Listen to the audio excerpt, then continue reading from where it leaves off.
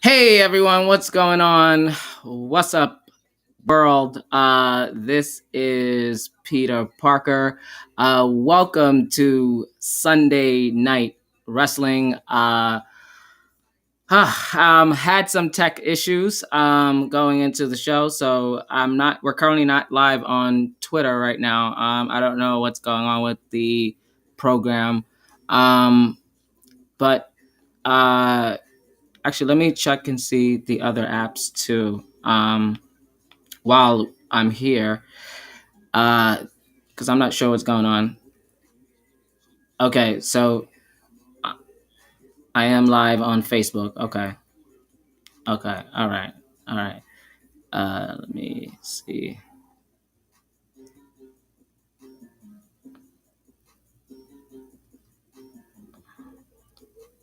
All right. Okay, sharing right now. All right. So, like I said, we're live on Twitter. Facebook, Twitch, and YouTube right now. And yeah, so this is going through some issues right now. But all right, guys. So as you can see with the headline, we are back. It's been a minute. It's been a lot going on in the world of wrestling, especially with that garbage of ending of a pay-per-view that we just saw. That being, you know what, if you are watching live tonight, tonight is the night of WWE Extreme Rules. Well, supposed to be in Extreme Rules, if that's what you want to call it. So that's not what it gave. It gave me very much regular rules. Shout out to social media. And for the meme right there of the regular rules pay-per-view. We are live streaming right now, guys, on Twitch, Facebook, YouTube. Trying to work on this Facebook. This is Sunday Night Wrestling. Welcome to the show. Again, my name is Peter Parker. I am your host for the hour. We're live here at DTA Podcast. You guys can follow us at DTA Podcast on all of our channels here. We got on Twitch, Facebook, Twitter, Instagram, all that good stuff. So tonight we are going to be talking about, once again, as you guys can see on the title, is the draft. I just wanted to throw that jab there at WWE. So also I have a special guest, a returning member of DTA Podcast. It's been a long time, and I can't wait to share the stage with her. Yes, ladies and gentlemen, she is back. I think you know who I'm talking about. That's right, the one and only Miss Mania will be joining the show a little later to dab and jab and throw some conversations both our way. We're just gonna have a fun, lighthearted conversation about the future of professional wrestling with this draft happening. But as you see with the headline, should it be a pay-per-view? That is the question of the night, ladies and gentlemen. Should the WWE draft be a pay-per-view? Now, for those that are sitting there asking, like, what the hell are you talking about? We had the stupid red versus blue brand. It's always been a battle. Right. But when I came across this article, it really, really, really caught my attention. And hold on, let me take a sip of my drink here. So this is the live audio edition of the show. We're going to give you guys clips and all that good stuff. So sit back, relax, enjoy some good content here. But in the meantime, if you guys want to support the channel, you guys can go to the link right here on the screen. You go to buymeacoffee.com/DTA podcast. Support the channel, give a tip, subscribe, become a member. I'm going to be giving exclusive content very soon. Also, you can win your chance to get some free merch. So check that out. Support the channel, and we very much appreciate it. But yes, so the question was, should the WWE draft be a pay-per-view? Let's get right into it. Let's not wait any longer. I'm one for good to segue into everything. And yeah, so I don't want to sugarcoat it. You guys that follow professional wrestling should know at this time that well, let's just say the religious wrestling fans, everyone should be aware that the draft is coming up. And and if you don't know, now you know. And so yeah, so the draft is coming up. It's coming up next week. It begins Friday on Fox, and continue that Monday on USA. This is the WWE draft we're talking about, ladies and gentlemen. First and foremost, I just need to say, I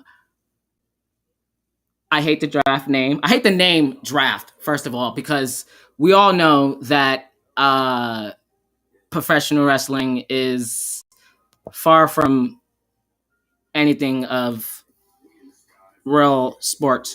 So, yes, this is Vince and WWE trying to capitalize off of the marketing or whatnot. But I just feel like for wrestling to be the silo that it is, we should come up with our own. And that's where this article kind of caught my attention, because it's like, is it really a draft? And I want to get Suplex City, aka Miss Mania, thought on this as well. But should it be a draft? Like, why is that? Let me put on Twitter, let you guys know, having issues with the restream, but because I can't go live for some reason. But anyway, see, let me just put this in there. Having issues with the restream.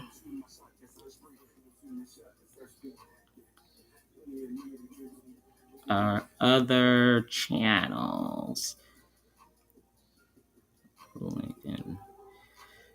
Anywho, when you're live, things happen. I don't know what the hell's happening with Twitter right now. I don't know. Anywho, so this article caught my attention. And as I mentioned, like I said, the draft is here, and it's just real interesting on the timing, everything, and yeah. So I came across this article. Put this Twitch, Facebook, YouTube. Yeah. All right.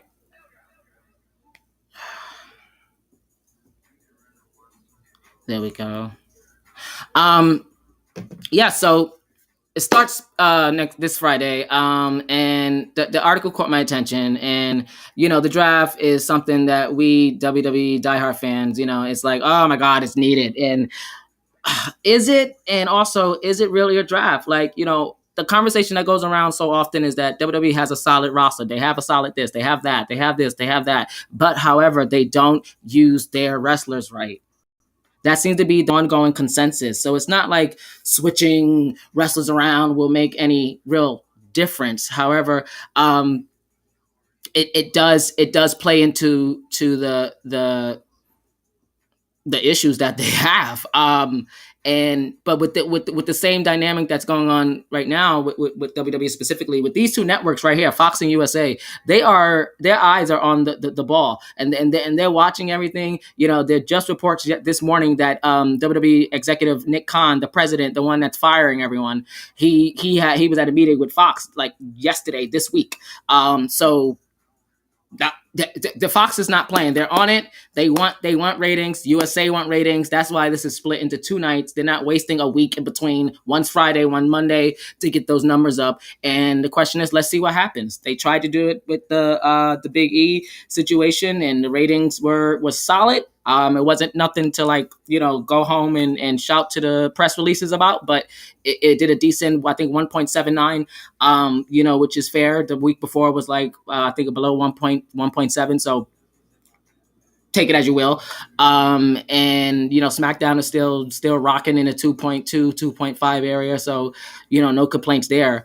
But Raw has been on a steady, deep decline. So it's interesting to see what happens. This is the draft.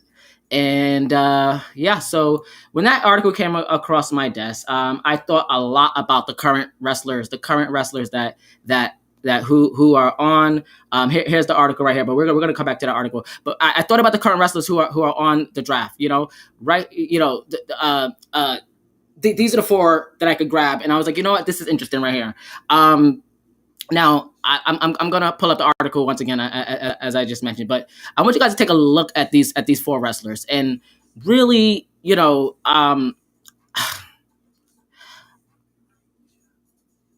I, for one, the two that I'm really most concerned about in this draft is Karrion Kross, aka Killer Kross, and Shayna Baszler. And it scares me that most of my opinions about their future may be true.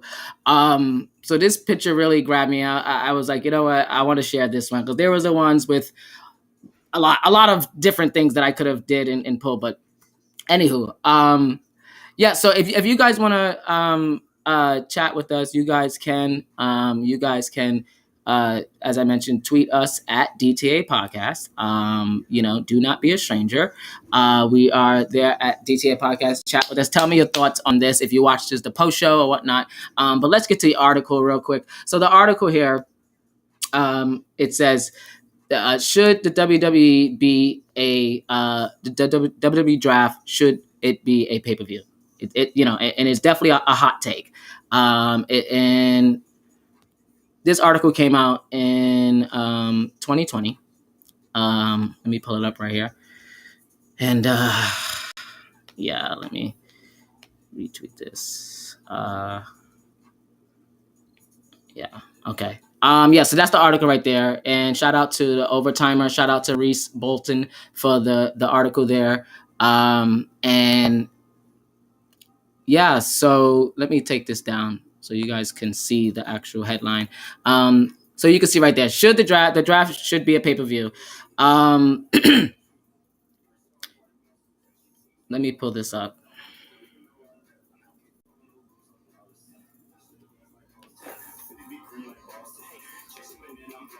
All right. So the draft should be a pay-per-view. And so as I said, the article came out in October of 2020. Here we are, October 2021, basically, in the week of October, basically, in a couple of days. So the article basically starts off and says here, it's that time of the year when Raw and SmackDown suddenly becomes two again. You're meant to pretend that they haven't been wrestlers randomly changing brands all the time. Good point. If they didn't do this, it could be a massive event where we could finally see some different matches after a long period of time. Now, though the card on SmackDown looks pay-per-view worthy, even back then, it goes on and says this thing could have been headlined with a pay-per-view. And it says here, real quick, about a pay-per-view with a twist. This is what really caught my interest here. The pay-per-view could have a good twist. The pay-per-view could be slightly like Survivor Series, but maybe it could even replace it. New stipulation could be added to the pay-per-view. For example, a match to decide which roster number one contender they want to be this pay-per-view would also lead to an actual rivalry between SmackDown and Raw and NXT throughout the year, and not just a one-off. That's a big problem right there. Let me pause right there. That's a big problem with what's going on currently with WWE booking and just how they always get stale around this time. Right now they got Roman Reigns. Roman is kind of just everywhere. And black wrestlers, hashtag Black Wrestlers Draw is the movement. If you guys want to participate in the movement for Black excellence in professional wrestling, something I hold dear, me and Suplex City Diva, as well as the LGBTQ movement in professional wrestling. Hashtag Black Wrestlers Draw, hashtag Black Equity, hashtag WrestleQueer. We are here, guys, and it's awesome, amazing time to be a wrestling fan. But back to the story here. So I really think that that's a good point. Instead of these one-offs, we should have something that continues, because that's the problem with WWE. Long-term storytelling is their problem. It's a rarity for people who watch AEW. Like, oh my God, these stories just seem to be just going on forever. But that's how you tell a long-term story, especially that matters. Like right now, AEW, everyone's concerned about the Hangman Adam Page story. And trust and believe, when he come back, it's going to fall right back into place. And now you got Omega, Cole, Bryan Danielson, CM Punk. Like, it's getting bigger and bigger. So the wait is worth it. And WWE has so much talent that they could just let loose and do the right thing, but just believe in your talent and stop making it a format where only one survive out of 20. Like that's a conversation. But I want you guys to share your thoughts. And as I mentioned, you guys can tweet us at DTA Podcast. That's where I, get most of the traction at. So, but yeah, so if you follow us on everywhere else, tweet us there, chat with us, let us know your thoughts. We always love to talk about professional wrestling, all that good stuff. Yeah, so let me just wrap this up real quick. So, and it also adds to regards to the one, it being not a one-off, that it would be a massive build to the pay-per-view for the whole year. It can use to bring up the ratings as the three companies fight to get the most views. The unfortunate part to that point there is that Vince did not see NXT as a third brand. You guys know about this NXT 2.0, and it's funny I even mentioned that, because coming up later in the show, I have a interesting story about NXT 2.0, and I would just say it has to deal with the women's division, and also with the draft. So it's gonna be a very fun story. As I said, guys, it's gonna be a very fun show. Give me your opinion, share your thoughts, and let's have a conversation. So it goes on. It says here that it would be something different.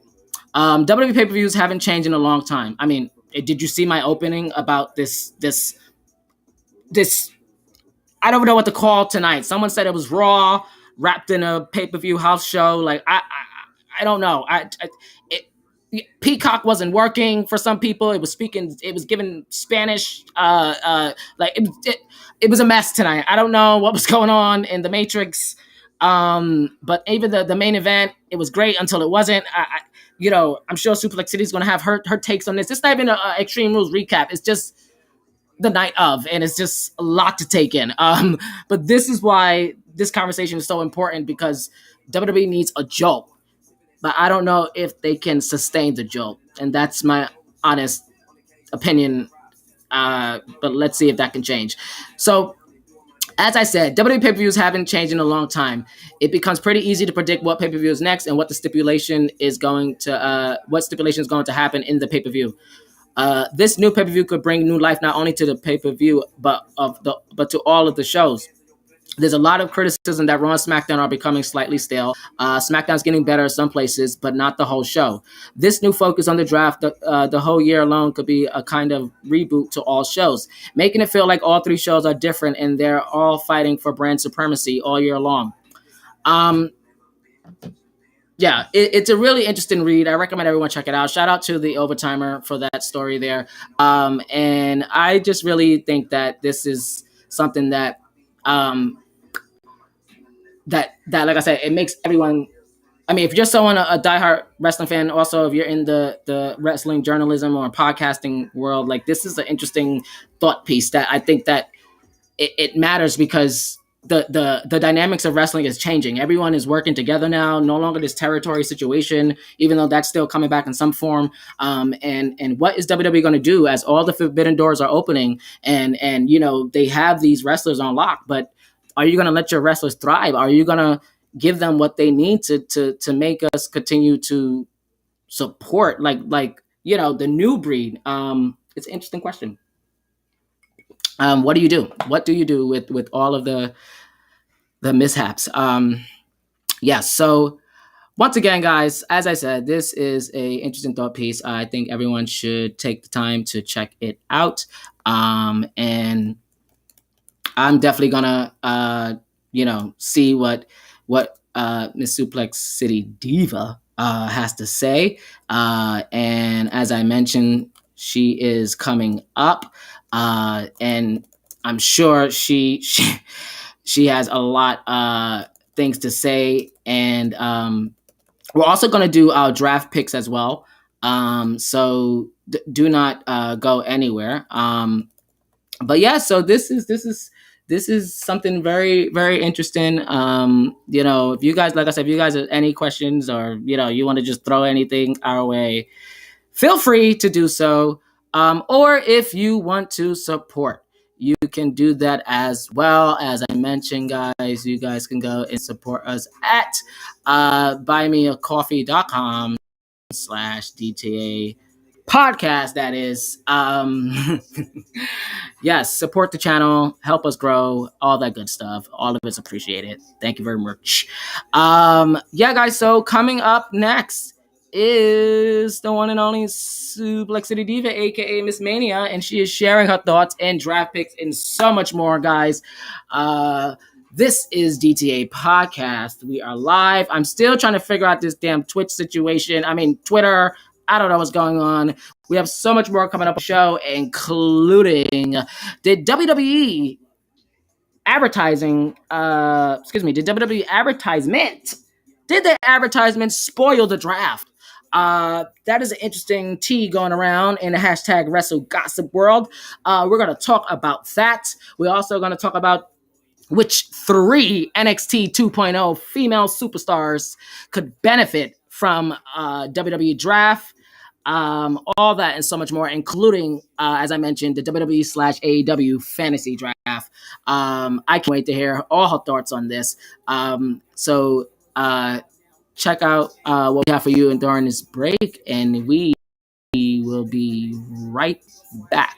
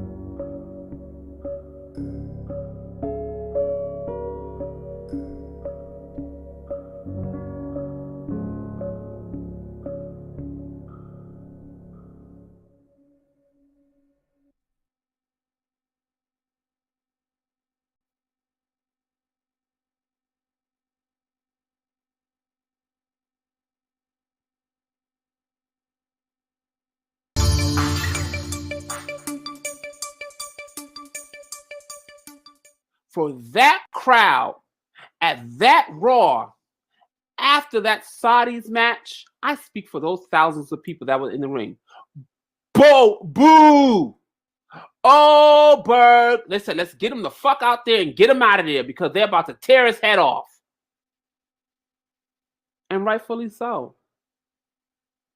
Rightfully so. This man, in my opinion, matter of fact, in a lot of people's opinion, It's the biggest gimmick. It's the biggest gimmick.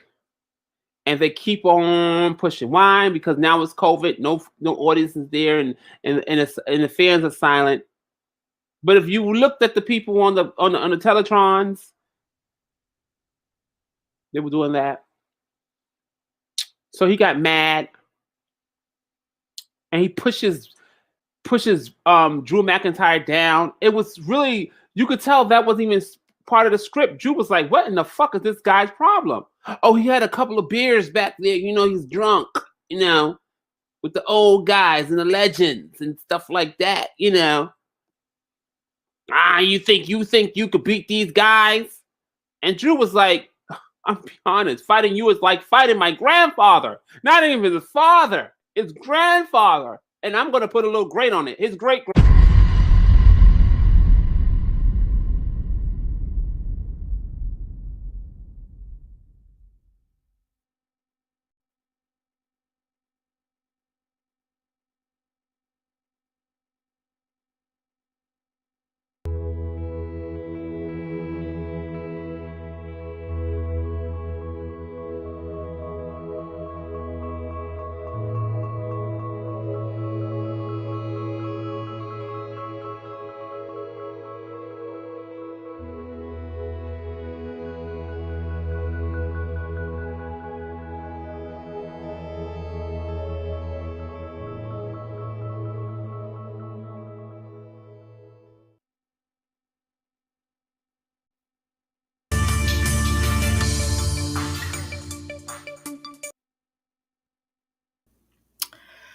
Yes. So we are back. Welcome back to Sunday Night Wrestling, guys. I'm your host, Peter Parker. This is the live audio video podcast edition. I know that was a lot, but bear with me. Welcome back. We are talking about everything WWE Draft. And without further ado, let me bring in the one and only, that being SuplexCityDiva. You guys know her as my co-host from DTA Podcast, but she now goes by Miss Mania. So get with the program, Henny. Ladies and gentlemen, SuplexCityDiva.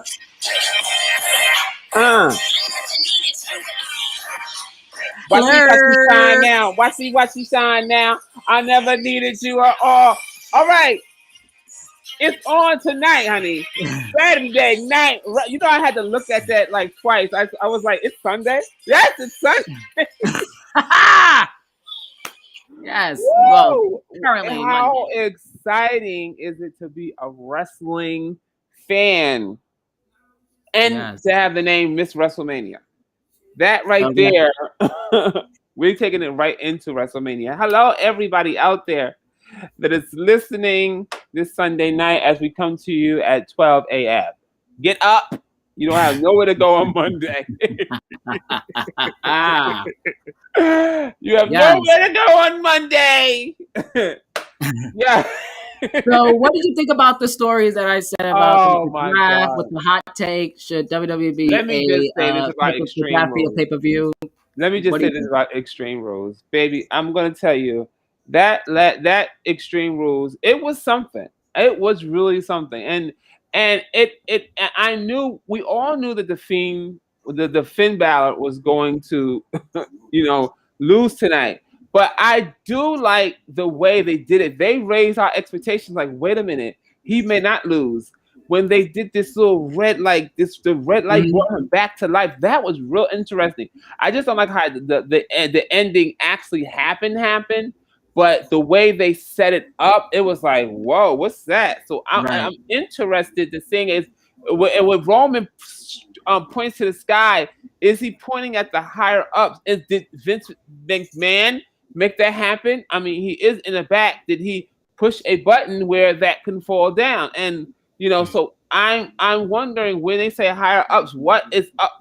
It's the higher ups, the people that John Cena was talking about that want to keep him alive. They'll cheat and do whatever they can. But what a Finn Balor hit every single target tonight. I just want to just get that off because that was like one of the last matches. He hit everything on point, from the table shot to the flip to the to even when he put Jimmy Uso do the announcers table, like, then he came back. He hit and Roman hit. This was a great pay-per-view. It was pretty decent for WWE because, like I said, they have not been doing as well, and I think they're trying a little more.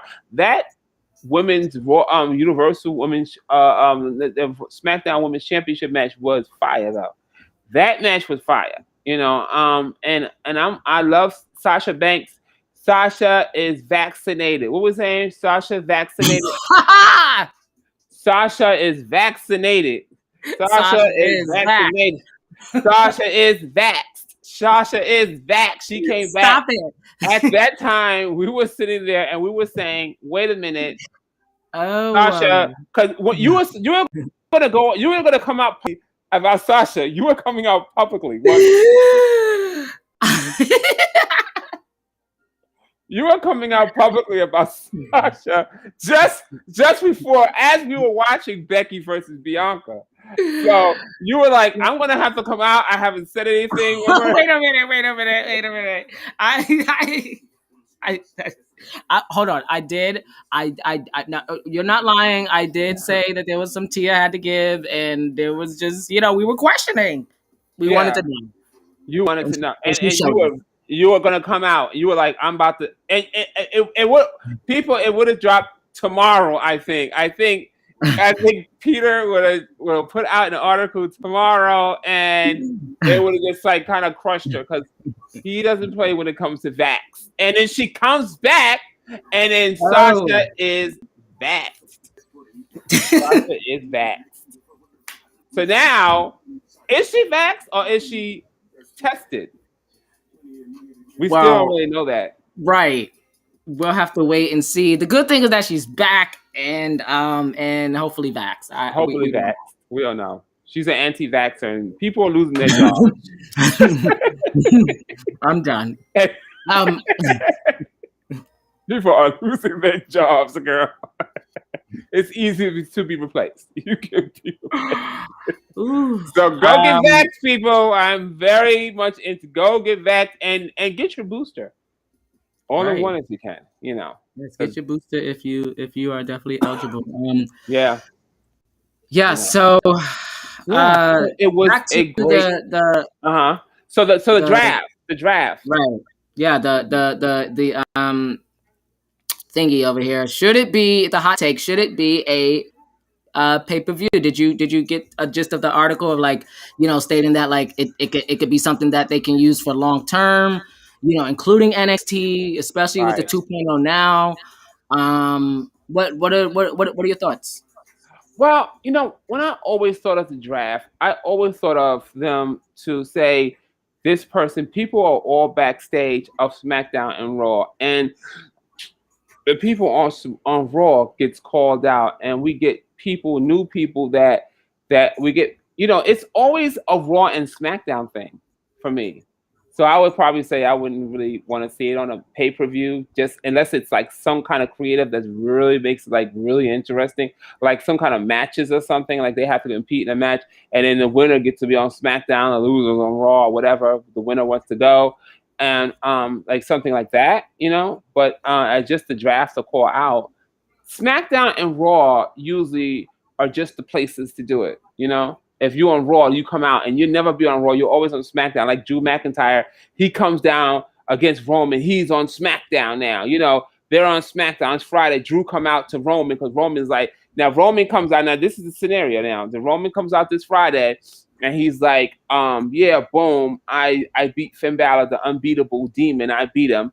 And then all of a sudden, here comes Drew McIntyre. Boom, boom, and it's like a new rival coming up. So, so it's always for me, it's, I did not read the article, but I kind of get a gist of what they're saying, but for me, I would just say SmackDown Raw, unless the creatives come out with something that really just piques my interest. Like, okay, I would go to Peacock and see that. Right. Mm-hmm. Okay. I totally understand that. Yeah, I mean, the article was basically just, and those that want to get the article. The website right there below on the lower third, overtimer.com. But yeah, I mean, basically, I'll just read just a bit to just add to the conversation. One of the parts that I think that basically what we're talking about is the part that says pay-per-view with a twist. The pay-per-view could have a twist to it, that being the draft being a pay-per-view. It could tie into Survivor Series, it says, and maybe it could even replace it with the new stipulation added to the pay-per-view. For example, a match to decide which roster number one contender they want. They want to be on on this pay-per-view would also lead to a eventual rivalry between Raw and SmackDown and NXT throughout the year, and not just a one-off. It says it would be a massive to build to this pay-per-view throughout the whole year and could use to bring up the ratings as the three companies fight to get the most views, which I think is basically what ideally Vince McMahon would want if he writes this down on paper. This is the ideal of the future of WWE. Three brands that are fighting for supremacy. I mean, ideally it would be if they were all on the same channel, I guess, but we're just playing along with kayfabe. But I think that's the most. Yeah. Mm-hmm. I agree, because now Vince McMahon, he's giving this 2.0 means he wants taller, bigger wrestlers. So he wants, he wants genetic freaks. He wants Roman Reigns. So he has a lot that's on NXT now, really, really big guys that can actually become WWE champion. Some of them might even have that, what it takes. And so, yeah, why not turn NXT? But they're going to have to change their whole paint.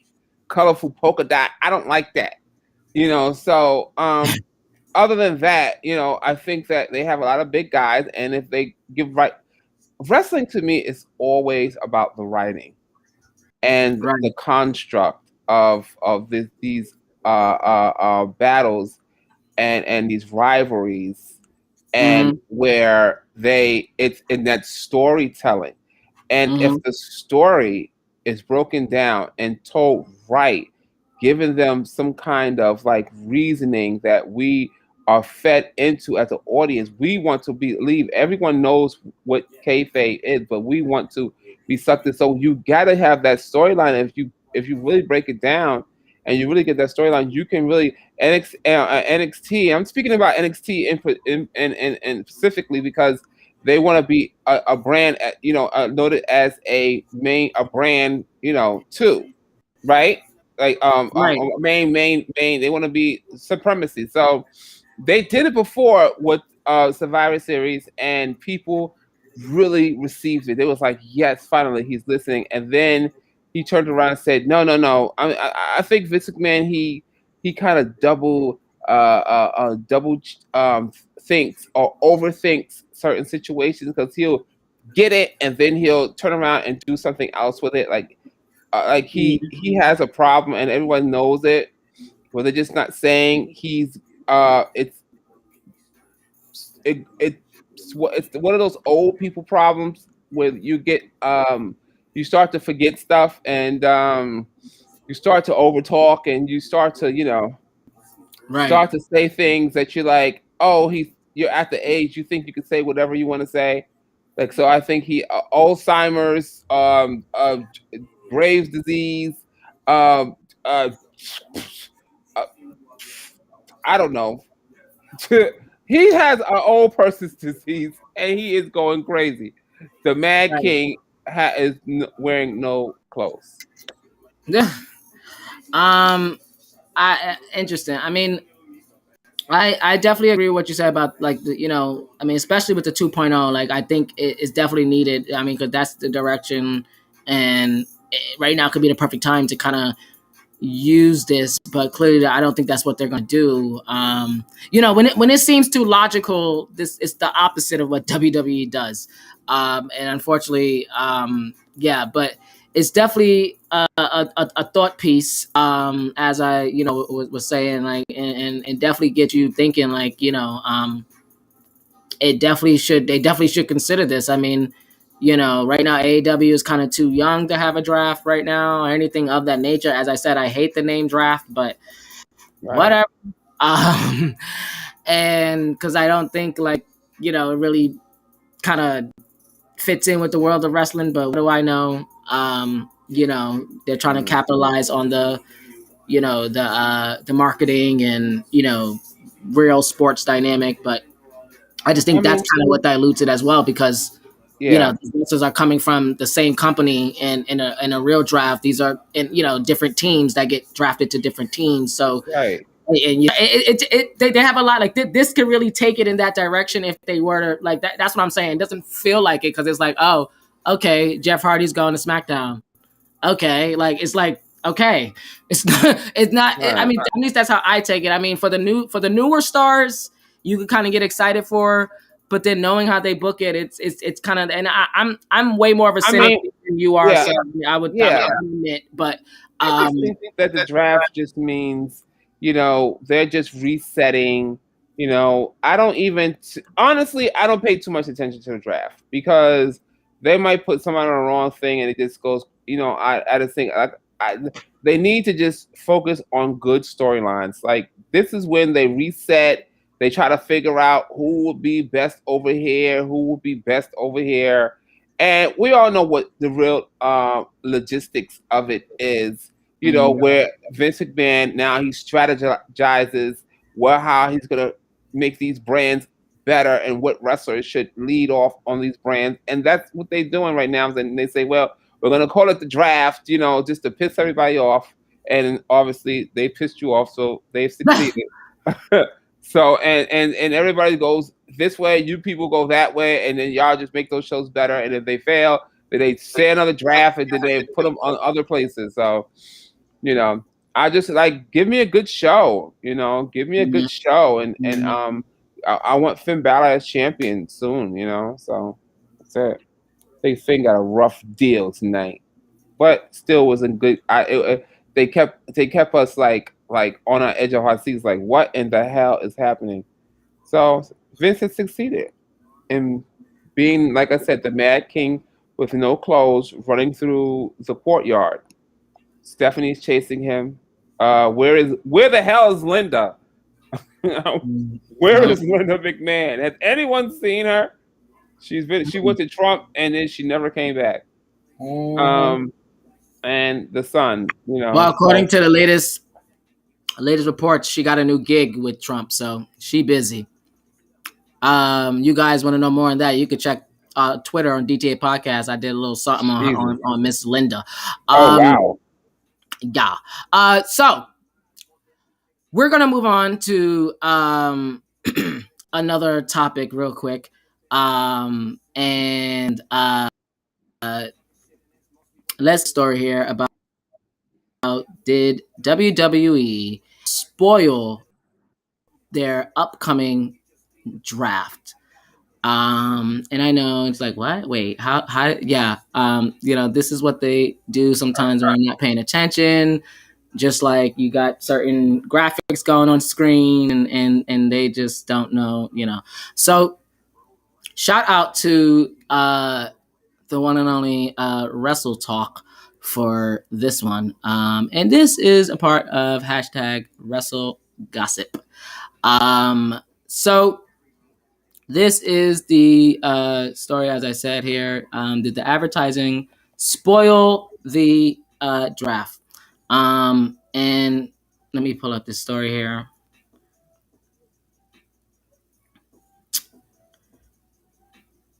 All right, here we go. So shout out to Wrestle Talk for this story here. And it says here, according to local advertising, Baltimore, Maryland, Drew McIntyre, and this is a spoiler, Drew McIntyre is set to face Roman Reigns on October 1st. October 1st is the first night of the draft. He's being drafted. Drew McIntyre is being drafted to SmackDown. I said it. I just said that. And he's being drafted. That's how they're going to do it. That's how they're going to. They just want to reset everything and just put everything. And that's why they do it. They want a surprise, like just pop out, And it's always been like a surprise on SmackDown. You're like, wow. But to me, it's not a surprise anymore, because it's just like they've been on SmackDown and been on Raw. It's not really a big thing, Right. Right, and that's kind of what I was alluding to earlier when I said that to you. Like, it's like, okay, and that's why I think that article, like, should it be a pay-per-view? Because like then you could make it, you could build it to the point where like it means something rather than some one-off ratings pull to, 1 week to get something conversation going, and then it goes nowhere. But that's the article right there. And so yeah, I agree with you. It pretty much was somewhat obvious, and but they advertised it, accidentally, and people saw it. And shout out to Wrestle Talk for the gossip here. And it's the fact that shout out to you, Wrestle Talk. Yeah, I just think that it is interesting that they did that. And I mean, Drew McIntyre versus Roman Reigns SmackDown sounds great. Could go someplace. Roman has defeated everyone. About to fight Brock Lesnar at that place where they decapitate people. So Butcher's Bond.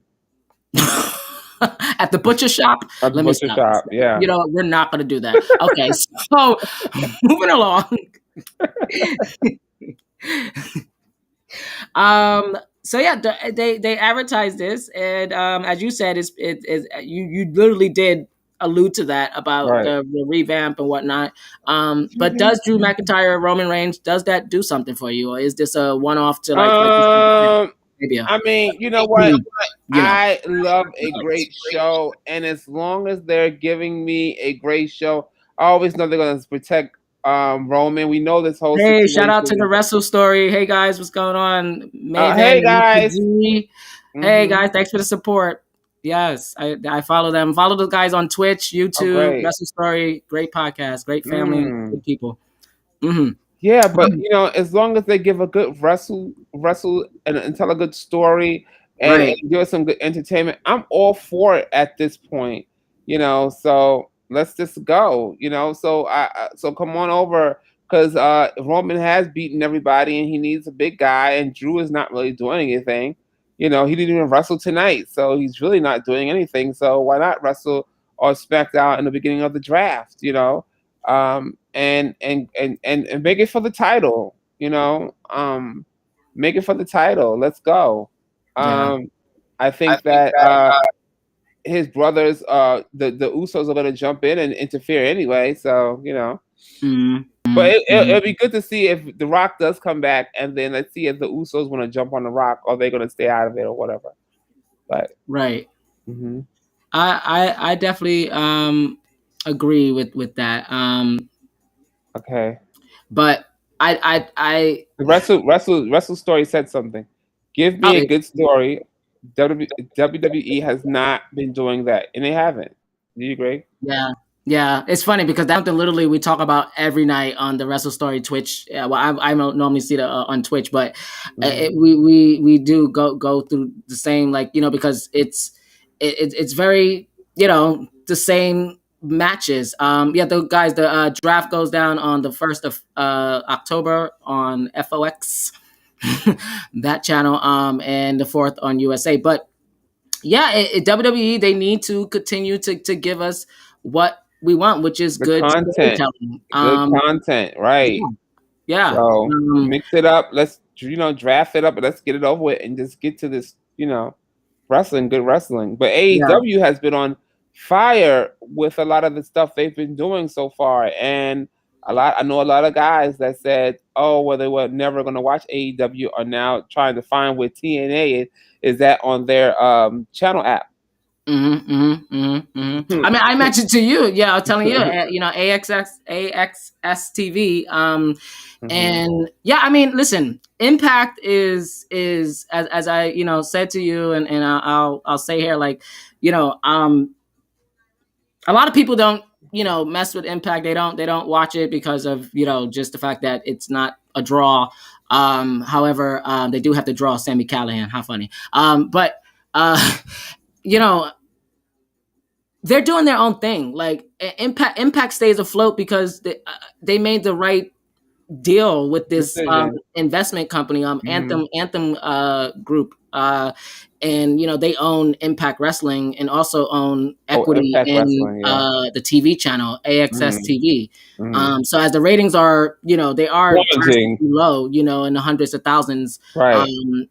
Don't sleep on Impact. Like, I know a lot of people say they don't have the money, but they're sitting on money. Obviously, if they have an investors that own the company and basically they own the channel that they're on, they don't really need ratings at the end of the day, but they do need ratings, if you get what I'm saying, because they got to sell ads. So they're also getting money from they also making money on top of the ads, on top of the market share and all that stuff. Like, so they have the money. Before AEW was a thing, there was reports that they were going to sign Chris Jericho to like a 3-match deal worth millions of dollars, and they were close, but Tony Khan obviously came in and AEW thus was born. But now, like I told you prior to the show, they're about to report that they were working either Braun Strowman, Bray Wyatt, and now Bray Wyatt looks like he's on AEW possibly this week in Rochester, New York. The late Brody Lee was from, rest in peace. But Braun Strowman is still lingering around, and I wonder if he shows up in Impact. And as you were saying about Rosemary and the that whole dark faction over there, not necessarily a pun to Dark Order, but they do have their little dark, phenomenon group, whatnot going on. And I don't know if that's where Braun wants to go or if he wants to be his own thing. They do got also Big Kaz. He's over there. I forget his name on Impact right now. So Impact is thriving, specifically with the women's division. Deonna Purrazzo is about to fight Mickie James. They're about to do an all women's wrestling event at Impact October 9th, following NWA's successful event in Power at the end of August. There's a lot of great wrestling going on. It just doesn't get the attention that WWE and AEW gets, unfortunately, because the top journalists and the top sites, Fightful and all these other ones that people pull from, unfortunately, Impact not on the tip of their tongue. On the tip of their tongue are the sites that get it's all about accessibility, and I don't feel like I can access. Shout out to John for his name is Kaz's name is W Morrissey and Impact. Shout out to John. Yeah, go ahead. Yeah, so I don't feel like I can grasp to it. I love Impact. I've been watching Impact since Booker T and Kurt Angle and all them other guys were on there. Samoa Joe back then when it was really, really like something that rivaled WWE. Now we have, but AEW is more. I can just turn to like TNT. I feel like if you can find it easier, you'll watch it if you're a wrestling fan.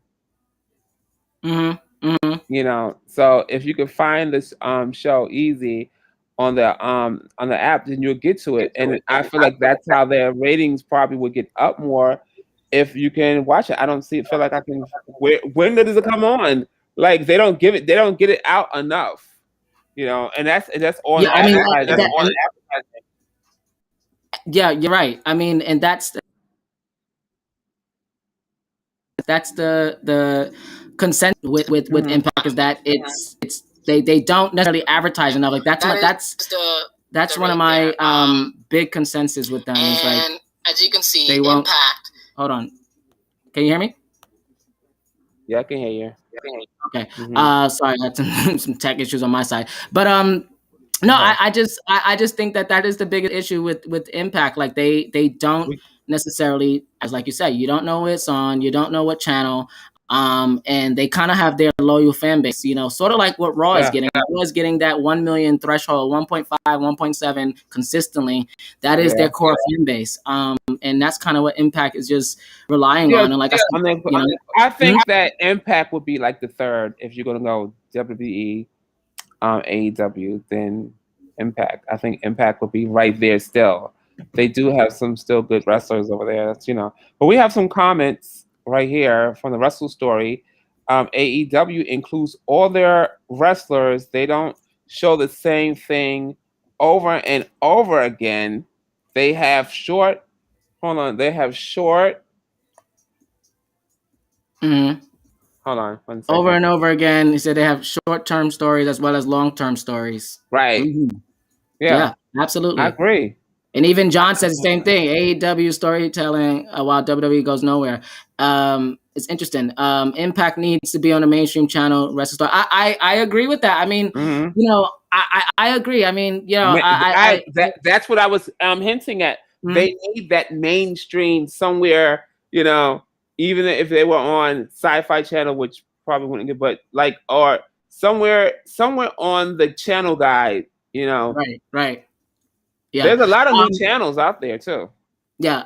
What I want to do real quick, because we got another 30 minutes to wrap the show. I want to play this clip real quick, being that we're talking about Impact. And when we come back, we're gonna wrap up the show with the last two stories about NXT.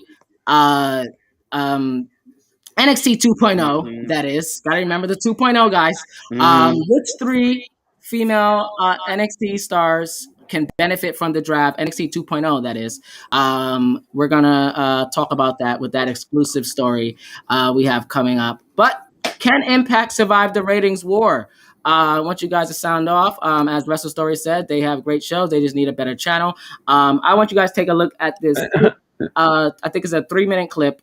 Take a listen to a past episode of DTA Podcast where me and a special guest of mine, of ours, shall I say, Suplex City, aka Miss Mania, and my Aunt Won't Stop, lifelong wrestling fan, and him and I go over the stats of the Impact. No, shout out to Aunt Won't Stop. Shout out to Aunt. Yeah, shout out to you, Aunt Won't Stop.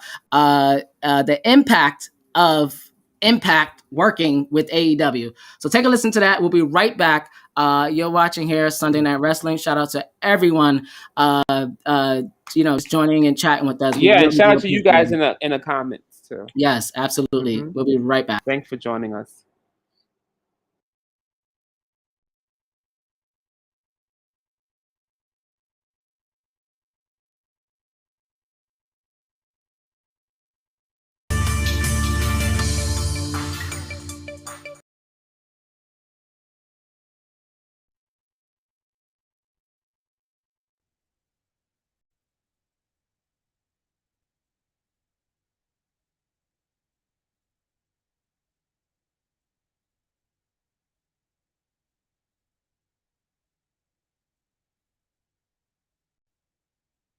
When it started out back in 2016, right? That was the ratings were basically up there, and this is the viewership ratings. They were definitely not doing the best. But as you can see, as it got closer to AEW over here, when they were on Pursuit at the bottom, you see they were on Pop Network at the bottom from I see that now. 2000 they were on Pop Network, and then they got on Pursuit, and then late in February 2020 they got to Access TV. And as you guys can see, if you guys can see the end over here on the other side, you see at the end on this side here, we'll see that my arrow. Yeah, right over here, this part. You see it went up at the tail end. It went up. That's December. You see it was going down, and then it started shooting back up. And that's why they were on Access. So it's really interesting to see like just how the one AEW event at crossover got those demographics up, numbers up, and then that night.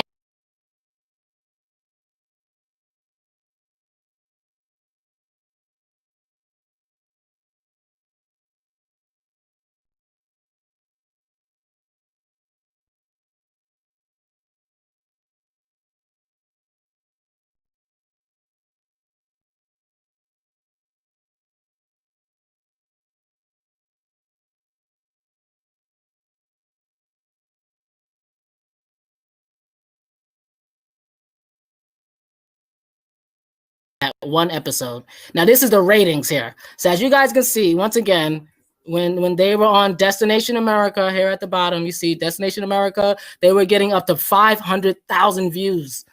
That's like half of what Raw gets, basically. That's insane. I never had Destination America or Pop. Me neither. That's what I'm like.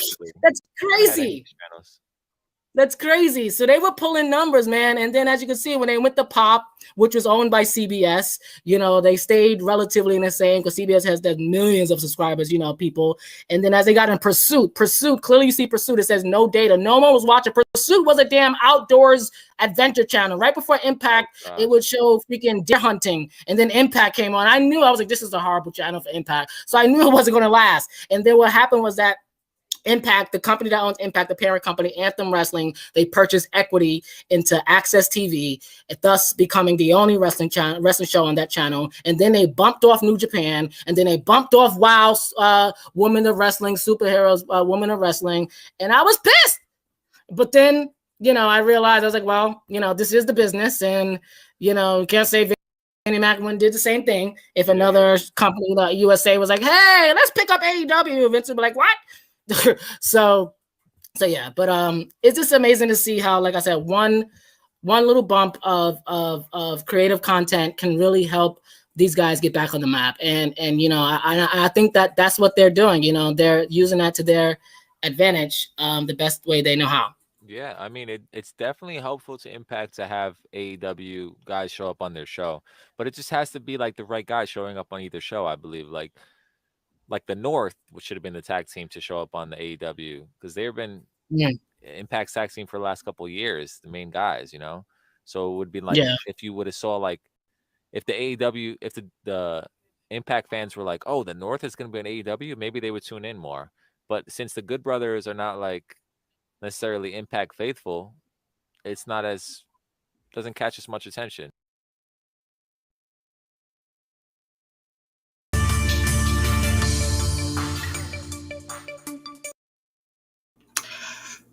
Yes, so we are back. Everyone is chatting in the chat box here. And shout out to the Wrestle Story who says here real quick that Impact can survive. I think AEW has helped them a little. Again, the biggest issue is to get out there for more people to see the product. Absolutely. It's something, let me bring in back Miss Mania. It's something that I think her and I definitely both can agree on. I think a lot of people who just want to see wrestling thrive and survive. It's definitely a conversation that, if you love wrestling, then you want all of it to succeed. And I know it's hard for everyone to watch wrestling week in and week out.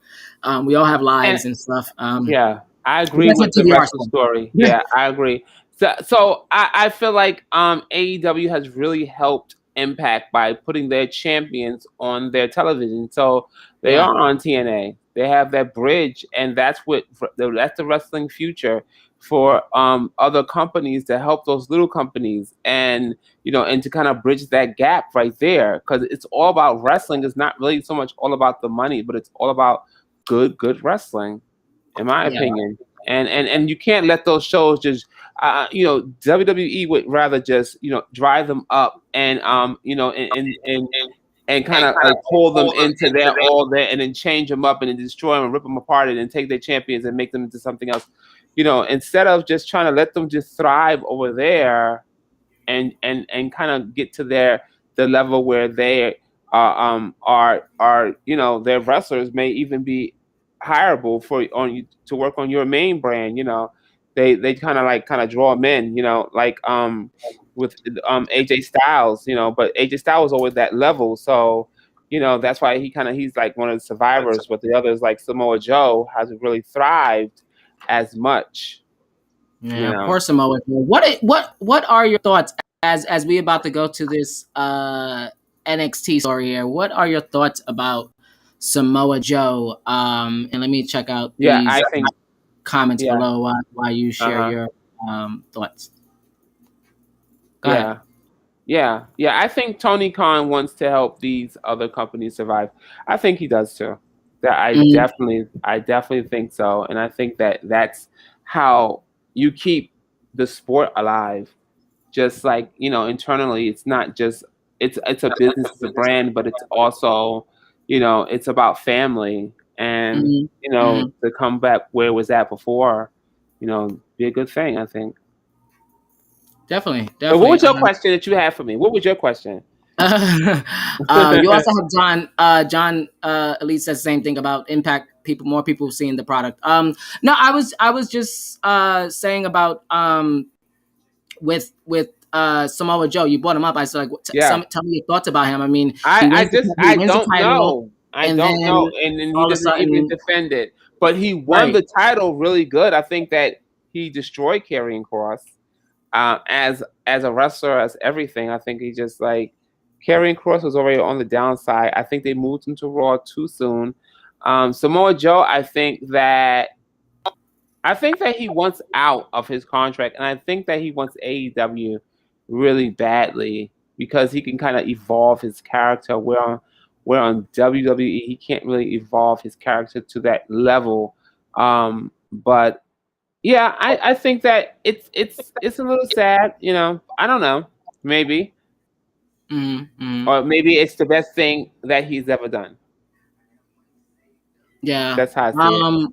It could be the best thing he's ever done, or be a little sad, whatever. But I think that he has done this right here is probably he's won the title, so he didn't really lose it. And maybe they will bring him back. Maybe he's injured or something. I don't know. Did you hear anything? That's the story. Although I really think it's a matter of just Vince saying no. Vince want him even on the main roster to wrestle. It's same thing with the Daniel Bryan effect. Like he didn't want to take the liability liability. Exactly. Yeah. That's why I'm saying that Samoa Joe can't go to and be as great. That's why Daniel Bryan is over there, and you see those shots Daniel is taking. He wants to take those shots. He wants to take the shot. He has to evolve as a wrestler. They have to evolve, and sometimes Vince don't want to take it. And I think that's why they're holding off on Walter. But that Walter and Ilya Dragunov match was 1 and 2. I still haven't seen anything to top it. Yeah, I mean, I never forget you told me that match. Like it was definitely that match was the most brutal match ever, and I don't think that Vince wants to take that risk. I'm just saying, I don't think he wants to take that risk. But they know that those saying that right Vince there, doesn't want the smoke. Yeah, he's scared of the smoke, but he knows that in order for him to kind of really kind of profit off of this and kind of really be in the lead, that's the way to go right there. At least give us that once every 6 months, right? 10 months. Give it to us, because I think that's real wrestling. Yeah, Wrestling Story says, I think Samoa Joe is done as far as with WWE as far as wrestling. I could see that. I think Triple H did what he could do with a lot of wrestlers. These guys are all friends. And wait a minute, and let's just stop and just give a very special, warm, and healing energy to Triple H, right? Yes, who have suffered cardiac. Well, he had cardiac surgery. He didn't have cardiac arrest, but he had a surgery, and they found something. And we want to send him healing energy. We're sending him loving energy, and get back up H. They call him H in UK. H. Oh, wow. We call him Triple H, but they call him H. So we're going to call him H in the UK. Yeah, right. We've been calling him the wrong thing. So yeah, right. Get better, Triple H. But I listen. The health issue aside, I don't think no one can deny that running NXT when you have someone above you who is putting their thumb on everything and he notoriously put his foot in his way. Like it does put a lot of stress on you. I don't know what else Triple H does in his outside life. I don't know him personally, but I do know, just like The Rock and John Cena, these guys work out as much as they barely sleep. And I hope he does recover, and I hope he can definitely come to the way things were at NXT. I mean, I know he is trying his hardest to act like what's happening is not happening. There are a lot of wrestling sites that are waiting, because he normally did the prior the health scare. He normally did the what do you call it? The post show scrum with all the media sites and stuff. Phone call, whatnot, conference call, whatnot, Facebook, and he hasn't been doing that in a while. And this was like weeks before the whole the confirmation of the NXT 2.0 and stuff. So I think if I had to be in his shoes, I think a lot of he's definitely frustrated, but ain't nothing really he can do. You know, anyone that watched Successions, that show, it's a fantastic show. I recommend anyone watch it. Like the power dynamic between this billion dollar wealthy family and just seeing on how money, you know, and that's what the McMahon family is. You know, they're a money capitalistic family, and you know, Vince only sees dollars, and Triple H really did try his best with the original NXT. Like, you know, he really did try his hardest to, you know, a lot of people shared the video that he did in the beginning of NXT, where he did the press conference and talking about NXT Mexico, Japan, and a lot of that stuff from, you know, NXT Japan got dropped down. You know, the Japanese wrestling promotions all band together and said no, and Mexico never took off, unfortunately. Only thing we got was UK and then India. You know, I don't know where they're at with that part, but right. you know, he really was to do something, you know. However, you know, he was also playing the traditional WWE tactics, which was buying up territories overseas in UK, you know. Yeah. I mean, and then he had Japan, he wanted to do NXT Japan. Yeah, he wanted to do that. So he definitely wanted to. He definitely had a lot on his plate. I think he can handle it. I just think that this was just something that came up. I believe that he didn't know it was a problem, and they said, "Oh, let's do surgery." And before it becomes a problem. I'm not saying it's. I'm not saying it caused the healthcare. I'm just saying like everything surrounding the issue, and then just running a brand where you have, like I said, someone above you who doesn't see what you're seeing as a brand. Like, I mean, because that's the conversation. Vince doesn't see NXT as a brand. He sees it as, you know, and everyone wants NXT to be integrated into WWE, and it's never going to be, clearly. And I think that was the issue. Triple H was like, okay, well, he's never going to see it as a brand. So what do? Let me just focus and make this the most indie type show that I can do. And it worked for a very long time. And I think the downfall was when it went to compete with AEW. And as much as people don't want to admit that, like, it really was. And from there, like, I guess Vince, you know, once that happened and they lost the ratings war, unfortunately, like, Vince had to do something. You know, like I said in the beginning of this show, like, the networks are watching, and especially with everything on streaming networks now making more eyes on than TV, like, they want these ratings. They want to make, you know, if I'm spending, I mean, SmackDown alone on Fox is $1 billion buyout from Fox for 5 years, like, you know, and then Raw is a couple $100 million. Like, these companies are not going to sit here and waste money, and you're just playing around. So, you know, and that's where NXT, I guess, you know, Triple H he looked at Triple H, you're just sitting here having fun, because it wasn't really, you know, competing to the way that they thought it would. And you know, it really does suck, because part of me feel like I don't think Vince even wanted it to succeed. And then, you know, I know diehard WWE loyalists would say, "Oh, come on, Eric, how can you say that?" But you got to look at what he did, including with the main roster, and now with this 2.0. As I told you prior to the show, I'm really concerned about some wrestlers on the current roster on NXT 2.0. But until they give me reason to, you know, jump on their necks, I'm not going to do that. But, you know, I'm definitely concerned what Vince and Kevin Dunn and Bruce Pritchard, and even though they say, you know, oh, they don't really have full control, whatever that means. But I don't know. Like, so far, like you said, prior us going on air, it's too colorful, it's too bright. It's horrible. It's much. It's so much. I mean, I can appreciate some light colors and some, you know, some what is that? Tie-dye? I mean, you know, but it's just a little too much to go from that extreme to one extreme to the other extreme. It was totally black. It was black and gold. It was what we knew. It was what we loved. It was what I mean. It was. That was one of the complaints. It was dark. You couldn't see too much. Yeah, to go to see everybody, and to me, it was just like, it's different. So I guess something you have to get used to. But I believe the wrestlers on here. I'm looking for Lash Legend and her show, and she's definitely somebody to look out for. Just and so does Rick Steiner's son on air, Braun Breaker. You know, he's someone else. You know, and they're giving Tommaso his push, and now he has his NXT championship back. So, what do you think about this Braun Breaker? I mean, we got to talk about it. We can't act like it doesn't exist and he's not, you know. Yeah. I mean, see, this right here is like, why? Let's get to a couple of these comments. Logic. Like, why, Vince? Why? Just name him. You don't want him to. You say he should give his name. They should say. Yeah, I mean, he sounds like him. He looks like him. He does the finish like.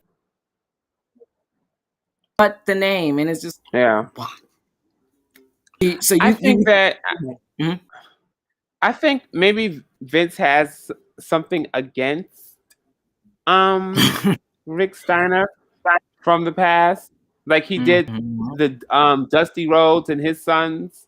You know, he wouldn't let them really. Well, he got Goldust, but they didn't really say he was Dusty Rhodes' son. You just knew he was, but they didn't really say. They just say Goldust, the son of Dusty Rhodes. They didn't say that. So I think he's kind of, Vince doesn't like to use names. He'd like you to just build because he doesn't want you to. I think it would be, we know it's his son, but if he plays that card, they were looking for him to be great. And sometimes they'll burn out too fast. So are you saying that build his accolades on his own as Braun Breaker? Are you saying that Vince is scared of putting someone out there and them not succeeding to what he like, I think and we've talked about this. I think that he second guesses himself and he has this like, kind of like this twitch where he's like one way he's this way and then the next time. I think he does. You say in your Vince logic. This is something you say. Well, I mean, he's known to be a bit sociopathic. I'm just saying, according to so that kind of person doesn't kind of make their decisions properly. They're a little off, and sometimes with those decisions, he's a little off. Shout out to the Wrestling Story. It says here NXT was WWE's second best show, best product until recently. NXT UK was probably the best product they had. And John says here they're probably going to do NXT India too with the that'd be cool spectacle early because they're going to India. You just said that they're going to India. Saudi Arabia, Saudi Arabia. That blood money, and that's kind of scary, isn't the Taliban over there? What is that? Child, didn't they still take over? We don't listen. We are every time they're over there, we be cringing over here. We're holding our heart. We love everyone from all over the world. We're not taking any enemies over here, okay? But at the same time, when they go over there, don't we kind of get a little worried. You get a little worried that you might anyone not that follows the Saudi Arabia WWE knows what happened on the plane. AJ Styles confirmed it, which is why Vince said, "Take off the Twitch, get off the Twitch." Is he off of Twitch? Is he off? AJ Styles is AJ Styles is off the Twitch. Great. But yeah, I mean, because AJ admitted that, like, because you even said it on our podcast season 2, like you said that they were held up there, and then the confirmation came, and from a couple the Street Profits definitely had the tea. Thank you. They had the smoke. From the street. They had it straight from the street. They had the. And shout out to the late Brody Lee, who also confirmed as well that they were held up at the on the airport. Was Brody Lee there? Well, yeah, he was there. He was there. Wow. That was one of his last WWE events, and I think that's when he asked for his release because that was he was like he was scared. Yeah. Wrestle Story finally says here they could have kept the colors. What is it? They could have kept the colors and changed the arena to what it looks like now. Right. Yeah. Okay. Unfortunately. All right. So what we're gonna do is move on to the next story here. As I mentioned, we have a story about NXT 2.0, and the story basically says here about which WWE 3 WWE NXT 2.0 female stars can benefit from the draft. And this story is courtesy of IndiSport.co. And the 3 wrestlers that they are talking about here is none other than the one and only my girl, Io Shirai, Dakota Kai, and Raquel Gonzalez. All three are my groups. Quick, do you agree with these three women that push to the main roster could benefit a lot? Yeah, definitely. Raquel is my girl, señorita. She is my girl. She is. I love her. She is. She can rival. Charlotte needs that competition, and Raquel Gonzalez is definitely that competition. We need another Japanese woman wrestler on the roster because my girl Asuka. How you say it? Say it, Peter. Oscar. Okay. Oscar. So. So we need another Oscar on the scene. So Io Shirai definitely is someone I always saw there. I just want them to do her right. And then yeah, that's it. I mean, the other one, she needs to definitely she needs to become champion. I think, but you know what? Let's put her on there. Let's definitely put her on there and see, how she does because she has this. I'm talking about Dakota Kai. She has this this flair about her that she definitely can fit somewhere up in there in the main roster. So yeah, I can see these girls giving them a push if you do them right. They've been doing the women right, but they need more competition. Wrestle Story is hilarious. No one can benefit from the draft. No one can benefit. Yeah, like I mean, honestly. Oh gosh, this is why we follow each other. Hilarious. I'm sorry. So so John Lights says the NXT call up haven't been great as of late. Look at what they've done with Cross. That and we just said that Cross, I think that his last match was with Samoa Joe. And it's unfortunately him and Samoa had to leave together. It's ruined. They really know how to ruin a lot of these wrestlers, and we talked about this. And Cross probably would have benefited going to AEW. But how many people are gonna go to AEW? AEW is getting overloaded as it is. They're gonna need a third show, and they need at least 2 hours on Friday. That is true. That is definitely true. I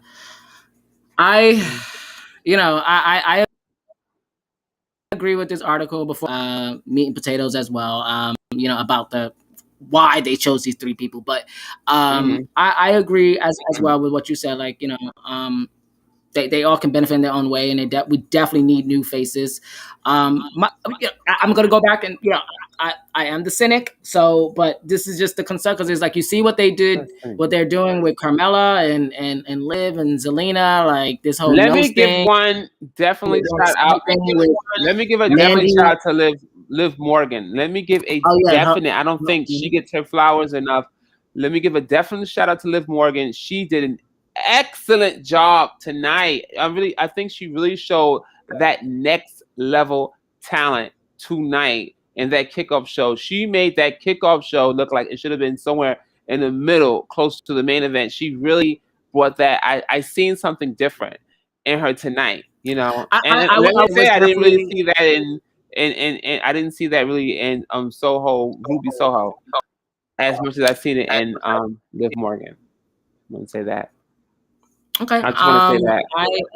I definitely somewhat disagree, but I do agree with the Liv. I do think Ruby was more of a star than Liv, but I do see a star in Liv, if that makes sense. Yeah, because I seen it tonight. Tonight she really showed that next level that she can touch it, and I'm looking for to see more. It's all about the story. I mean, I don't like this whole, it's very catty and stuff. So I just need them to get more, sort of like the Nia and Charlotte thing, not necessarily like a real shoot. Something like it needs to be more believable than this. Oh my God, my nose, and oh my God, you touched my hair. So it's kind of like Carmella is kind of really trying to sell it. So tonight I was looking at it and I was like, she's really trying to just touch a certain part of that you know part of where she's going. She's trying the way she's selling it. I kind of seen a little bit of that beauty queen. That oh my god, I'm this, I'm that, I'm and so I kind of seen a little bit tonight, like the way she was selling it. I don't know if that makes any sense because the way that Liv Morgan, the way that she was selling, and she was kind of like telling the story, it kind of like coincided, if that makes any sense. And where like okay, Ruby, she would Liv wanted to show her okay, she was trying to be this this plastic surgery doll, beautiful woman in the world, trying to sell this kind of character, and then Liv comes in, and Liv totally destroys her. And right there, it made sense. Okay, it's like she just totally destroyed that character that Carmella was kind of playing, but I see what Carmella is going at it with that kind of character. But it really just pushed Liv over. I think because people hated it as much as you was like just now, like she needed to go somewhere with this thing. People really hated it, so it really pushed Liv where she came in when she destroyed her. It's like, oh wow, okay, you really looked at Liv because you really wanted her. That's what even the crowd started chanting, "Let's go Liv," because we wanted her to really succeed, and she did it. She stepped up to the plate, and that's what a lot of women tonight. Bianca stepped up to the plate. Becky stepped up to the plate. Sasha stepped up to the plate, and even we haven't even talked about Charlotte and Alexa Bliss. And the way she destroyed Alexa Bliss and ripped the doll apart at the end. And Alexa, is this the end? I think this is the end of a lot of these characters. If I'm not, and with the draft, they're going to be changing them. Alexa's not going to have that doll anymore. She's going to go back to the old Alexa Bliss because she's right. With this Alexa Bliss, you're taking from someone else. You're taking your character from someone else. So you're not even original. And when she said that, she brought a little reality to the whole storyline. She's right. She's not original. We're kind of tired of this storyline because, like I said, she doesn't have any powers like she did before when she first was touched by the Fiend, and there was no audience, and then they can trick us and do a lot of the smoke and mirrors. But now, in front of a live audience, I said this character is not going to survive as much, and it took Charlotte to totally destroy her, pull her out of her character. And destroy the doll and rip it and then burn it. Right. So, this is not a Extreme Rules recap. However, we are talking about the draft. So, but I do. Right. I agree with like I said. I definitely need a refresh. It's like I said. I'm not going to be. You're going to get that. You're going to get that. You're going to get the refresh. You definitely. Yeah, I'm not going to be a pure 100% cynic just right off the bat. I'm going to give it time to see what happens. But if what you're saying is true, I'm curious to see what they're going to do with this Alexa Bliss 2.0. I guess. Or Alexa Bliss. Going back to her roots. let's get that Alexa. She's giving you the what is that? What is that? A character with the Joker, Harley Quinn. Go back to her Harley Quinn and really evolve that character. As this character. I don't know. We all know what it's from the Fiend, so That's let's just see. I don't. This. The rest of the story. Bliss, do you agree? I love Alexa Bliss.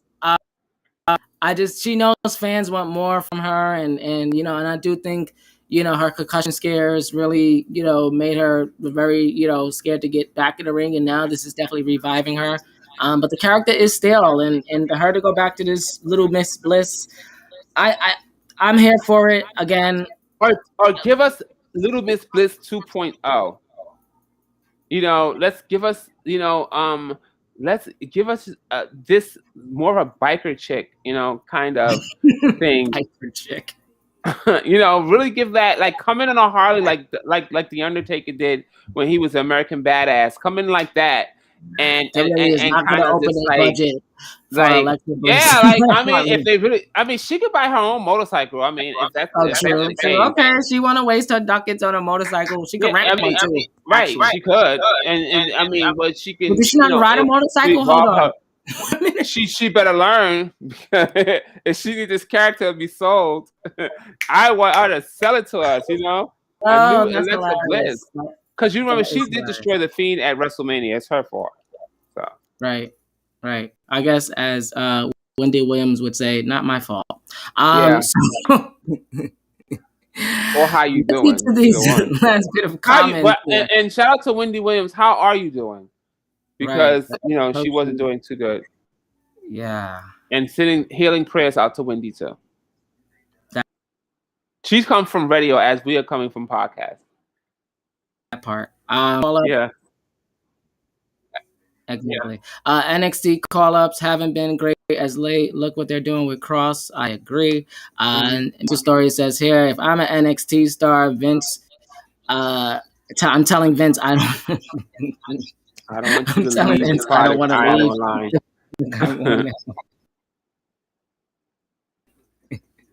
The rest of the story says she's a better heel. He is the face.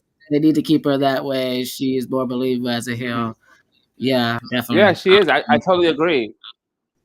She is. And this face and she needs to turn into she only can win by being, you know, a bad B. Yeah. Can we curse on here? I mean, we can curse. We're all grown. Bitch. Right. She's a bad bitch.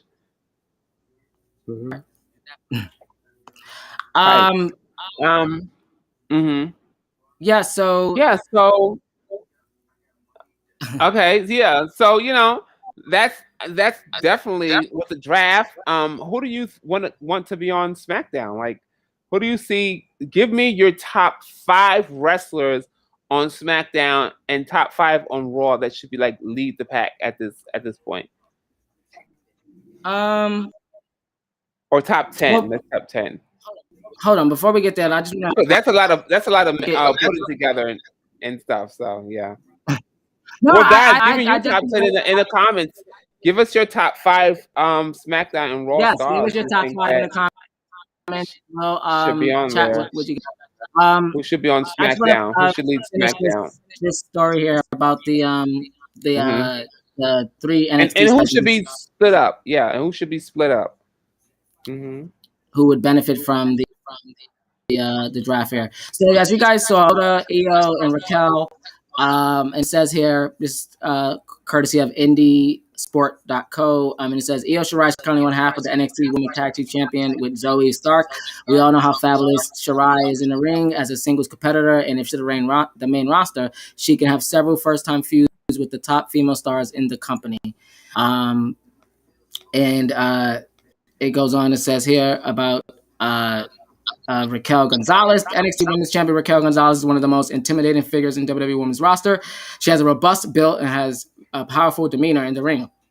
Having dominated the NXT Women's roster for good, it's high time for her to make her way to the main roster. Upon her arrival at Raw or SmackDown, she could very easily be the top female star on their brand. The likes of Rhea Ripley, Asuka, Charlotte Flair, Bex, Bianca Belair, Sasha Banks is vaxxed. Sasha Banks could be the Sasha Banks is vaxxed. Sasha Banks is vaxxed. Sasha Banks is vaxxed. Sasha Banks is vaxxed. Sasha Banks. Welcome back, Sasha Banks. Dakota Kai ending the top 3 here. Dakota Kai has not been a regular face on NXT TV ever since losing the NXT Championship match against a former friend.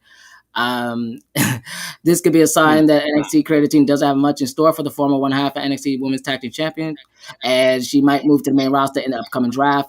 If that happens, it would be a brilliant move for sure. Now, quiet as kept. There has been reports that Raquel and Dakota, I believe, did dark matches on main event and whatnot, and also Bronson Reed before he was fired. Karrion Kross, obviously, he made it there, clearly the consent true. But they already did the process, so I don't know exactly Vince is waiting for. Maybe this, like you said, let's see. But again, it's always what happens next. But these like the stories that we spoke about earlier with the pay-per-view, the draft should be a pay-per-view, the hot take, and also with this here, these three women, I don't see why this wouldn't be a go figure. Like if I was running a professional wrestling brand that had these women who we definitely need to freshen up the roster. But you kind of said that earlier in this conversation as well. So I think we're on the same consensus. Shout out to Indie Sport for that article there. And yeah, so lastly, before we get to our top fives and stuff, I just want to go over this last story here. And this will kind of segue into our conversation that we're talking about with the top fives. This is about a fantasy draft. And this shout out to Bleacher Report for this one.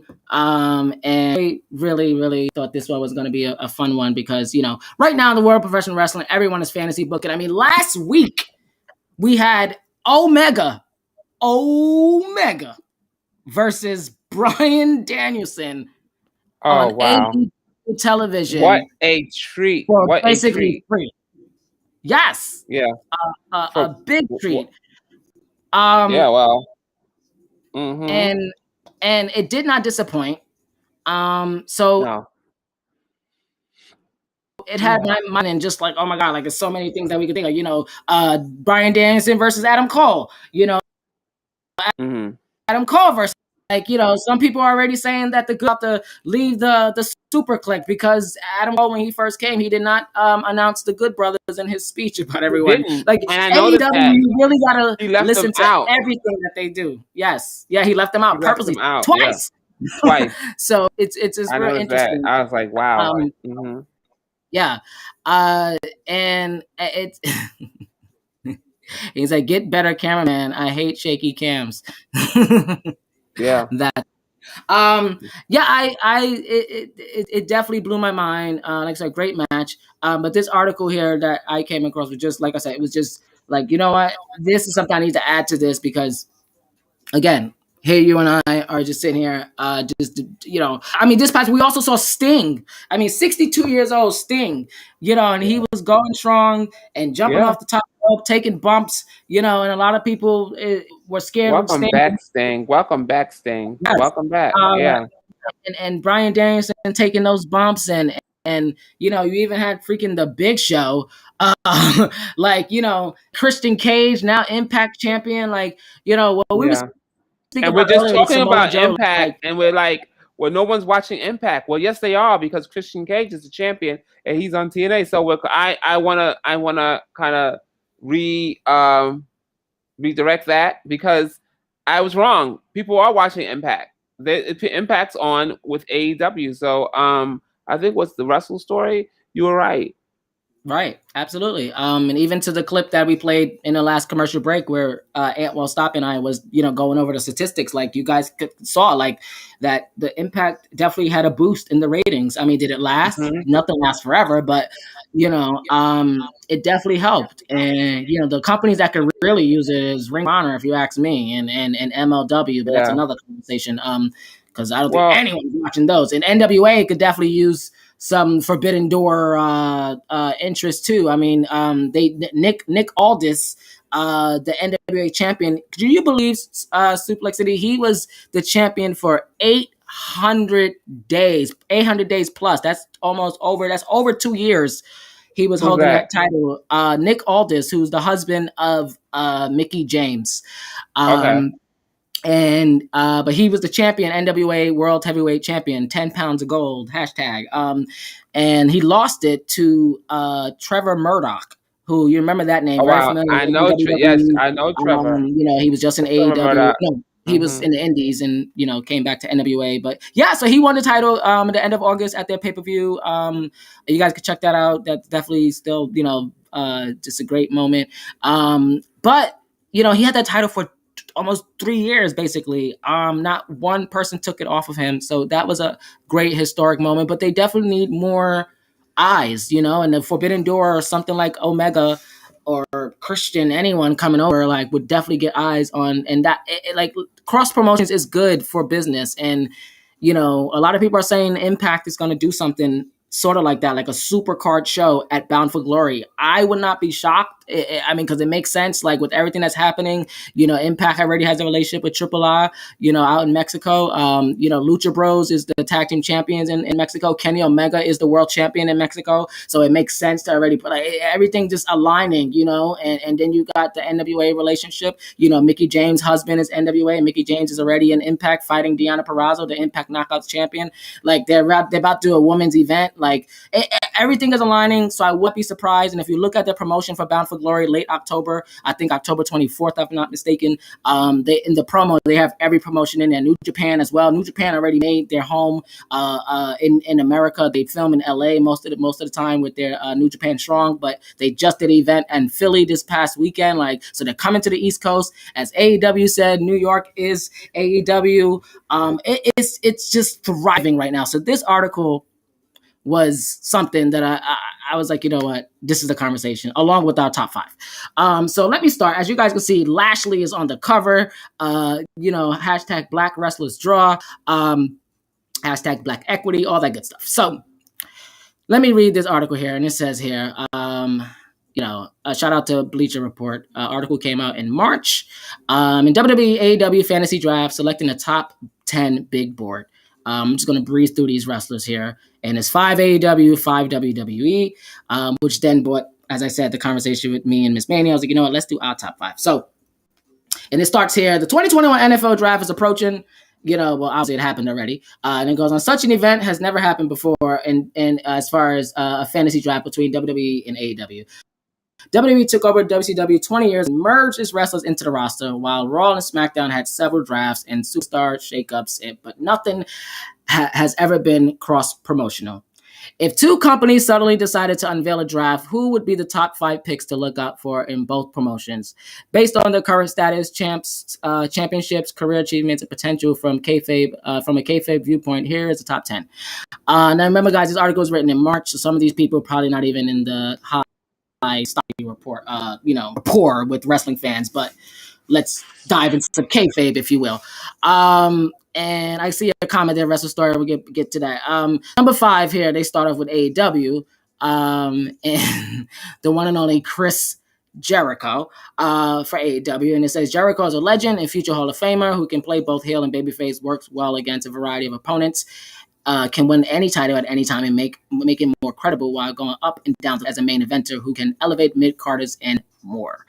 The 50-year-old is a valuable asset for any creative team, perpetually coming up with new types of fights, such as the Money in the Bank ladder match and countless marketable catchphrases. And even his, what was it, the Orange Bowl, whatever match with him and Orange Cassidy, like, Jericho is really infamous for creating really interesting things and people stealing it from him. I will give him that credit. He is a bit of like his character in real life, but that's a whole nother conversation. But as far as kayfabe, like in wrestling, like, he is one of the best. Miss Mania, would you agree with that first choice? Definitely agree. Definitely agree.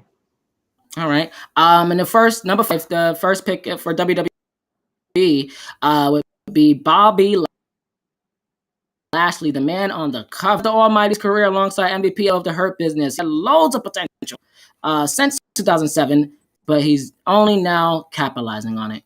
While he's likely doomed, okay, this goes on about WrestleMania. It says here, with this new entrance theme, renewed vigor, dominant persona, and major upgrade to his confidence levels, one doesn't have to look hard to see he could have more staying power as champion. Unfortunately, that did not stay the same. But you can see why he's the top choice, number 5. And then we have number 4 in back to AEW will be MJF. I think that we don't even need to go any further. Miss Mania agrees. You know, I mean, I probably would have him number 1, but do you agree with 4?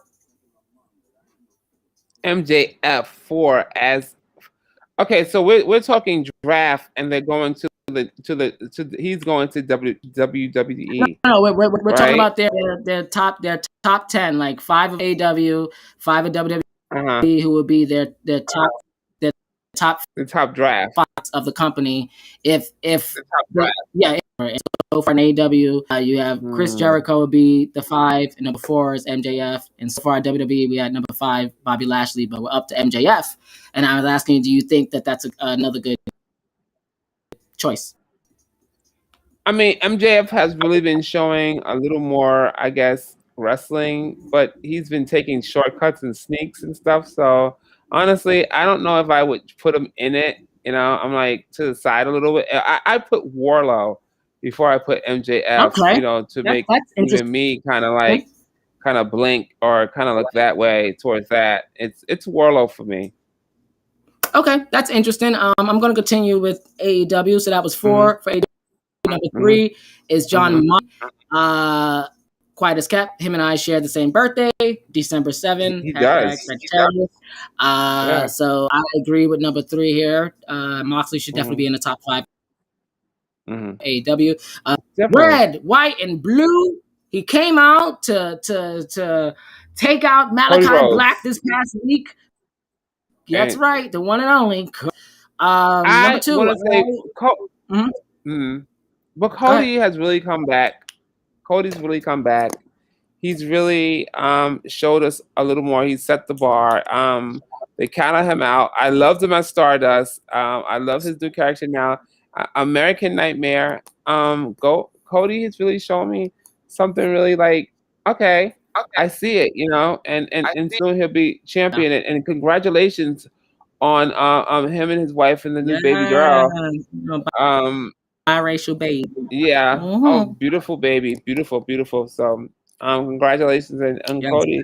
I see big things. I can't wait to see their show too. Roads on Top. The Nightmare Family.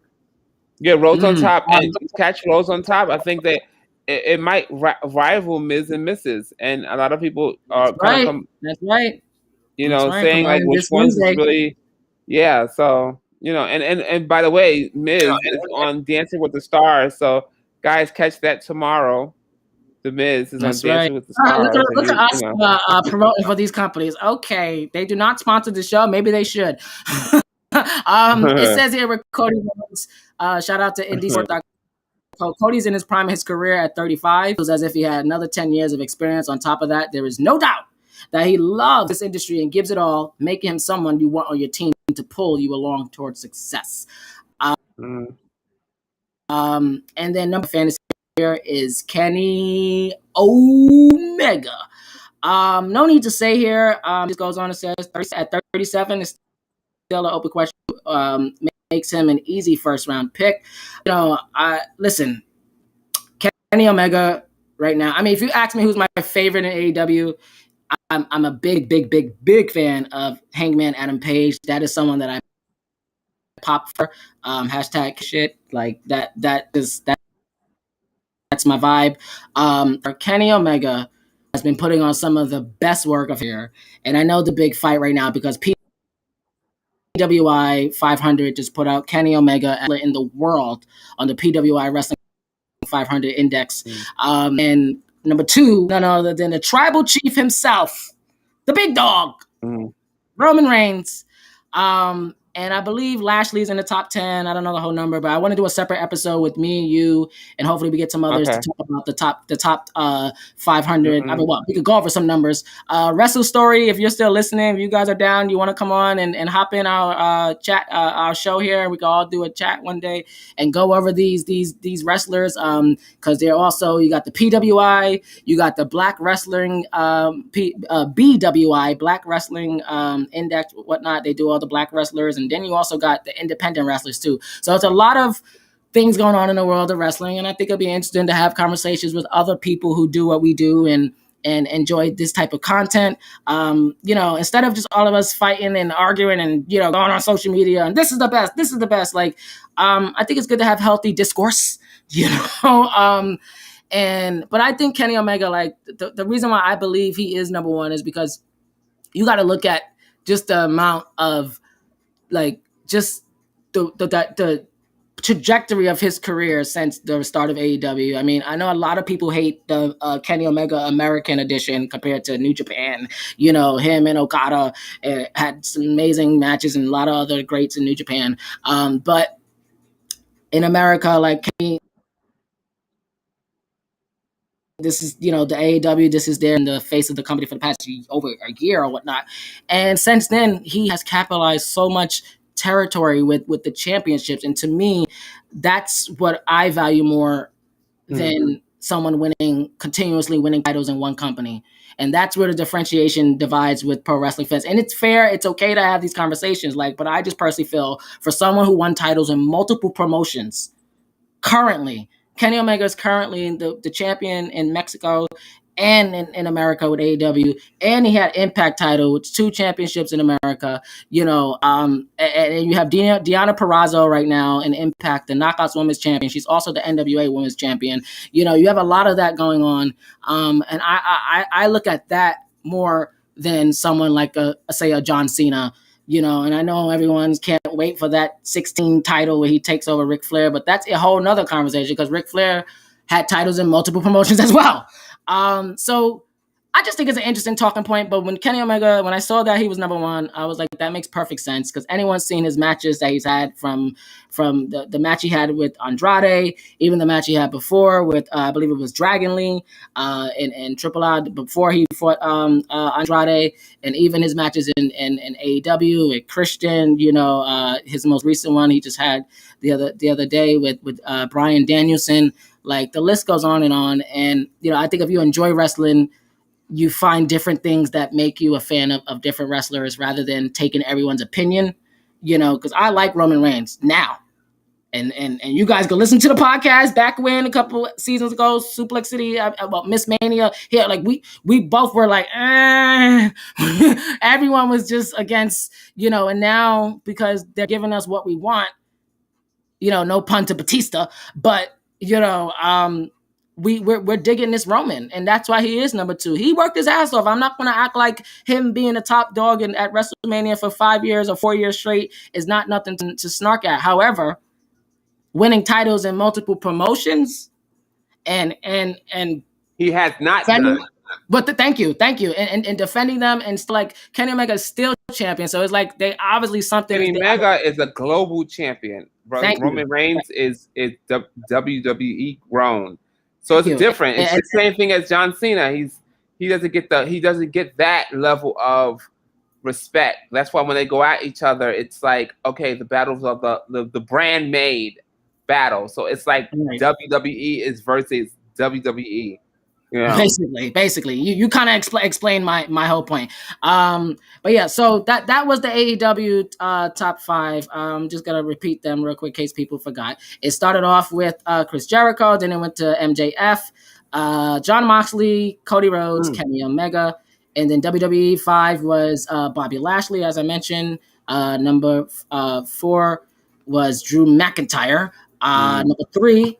Sasha Banks is vaxxed. Number 3. Right. Number 2, the Queen. Woo! Charlotte Flair. And number 1, the big dog, Tribal Chief, the one and only, the man who I need him just to smack the taste out of Paul Heyman's mouth one day. Just one. Paul Heyman's he's just annoying to me. I just can't stand Paul Heyman. But you don't like the Jew?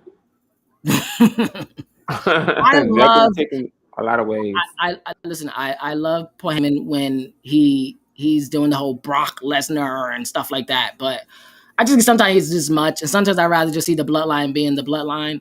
I don't know. I sometimes just feel I don't know. Other than that, I like it. It's just I have my moments, but it's just cringy. That's all. It's just like But you know, so I have the same thing with Omos. Every time Omos come on AJ, I'm like I'm just like. Yeah, those smacks out the air is not for me.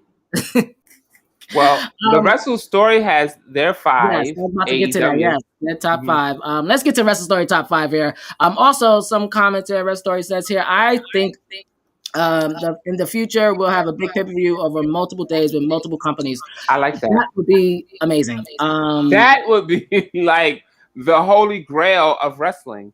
Right. That would be the holy grail of all wrestling, and that will be something that we can all see, like different people attack. It should be like wrestling world, the wrestling world pay-per-view, the world, Right. wrestling world pay-per-view, and it's like all the different brands connected together, and are they, and you get your dream matches. That would be $60, $100 pay per view. Right. They make a lot of money. Right. Wrestle Story got here. Top 5 AEW. Miro, Ricky Starks, Cody Rhodes, Kenny Omega, MJF. You know what? I actually like this whole list here Yeah, of I like it. AEW guys. My only thing I would Ricky say, Starks, I like Cody Rhodes, Kenny Omega, MJF, Miro. I mean, those are the top anyway in the brand. yeah, I would only replace Ricky Starks with, I would have to put there. I like Red Velvet a lot. Because you put a woman. Yeah, I would have to put. I have to add a woman. I mean, it's just me. Okay. But I would say Red Velvet. I know Britt Baker's on everyone's tongue, but I think Red Velvet definitely has something. Her intro, her aesthetic, like, she needs to learn a little more, get more comfortable working for TV, because that's the thing with these guys. They're not used to working for television, the hard cam and all that stuff. But yeah, I definitely see something. I am. They just signed Cara Hogan too. Cara Hogan just signed to AEW. Yeah.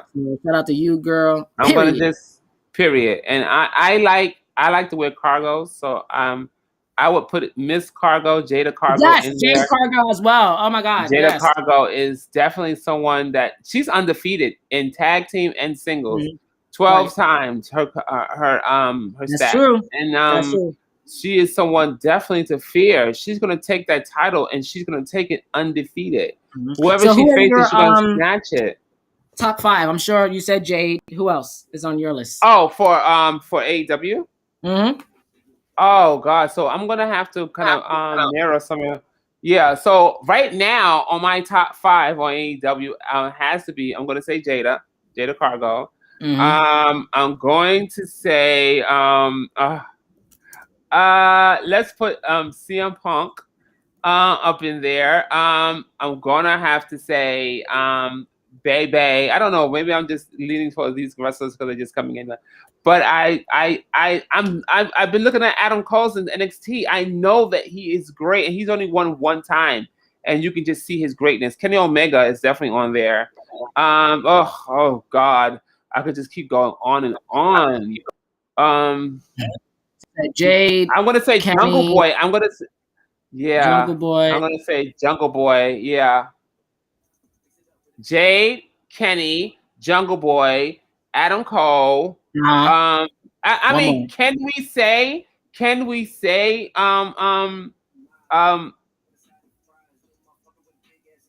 Mr. Personality, Cult of Personality? Can we say him? I mean, because he's a wrestler. I know, yeah, but he is the top 5, like, because he's just like all-time great. I can say Darby Allin. I wasn't giving Darby any. I when I first came there, I said he was too skinny. He was just not enough weight to do this coffin drop move that was supposed to be so devastating. I think so. It was really devastating. I felt like, okay, he's really skinny. He's not landing very hard with this cough drop. It was coffin drop, more like a cough drop than a coffin drop. A cough drop. Yeah, I mean, I love Darby Allin too. But as he's won 20-something matches, he's definitely up on there. But I don't know. I mean, but in WWE, I'm gonna say AJ Styles. It's on my list. I'm gonna really, really think about this one. AJ Styles, definitely the bro.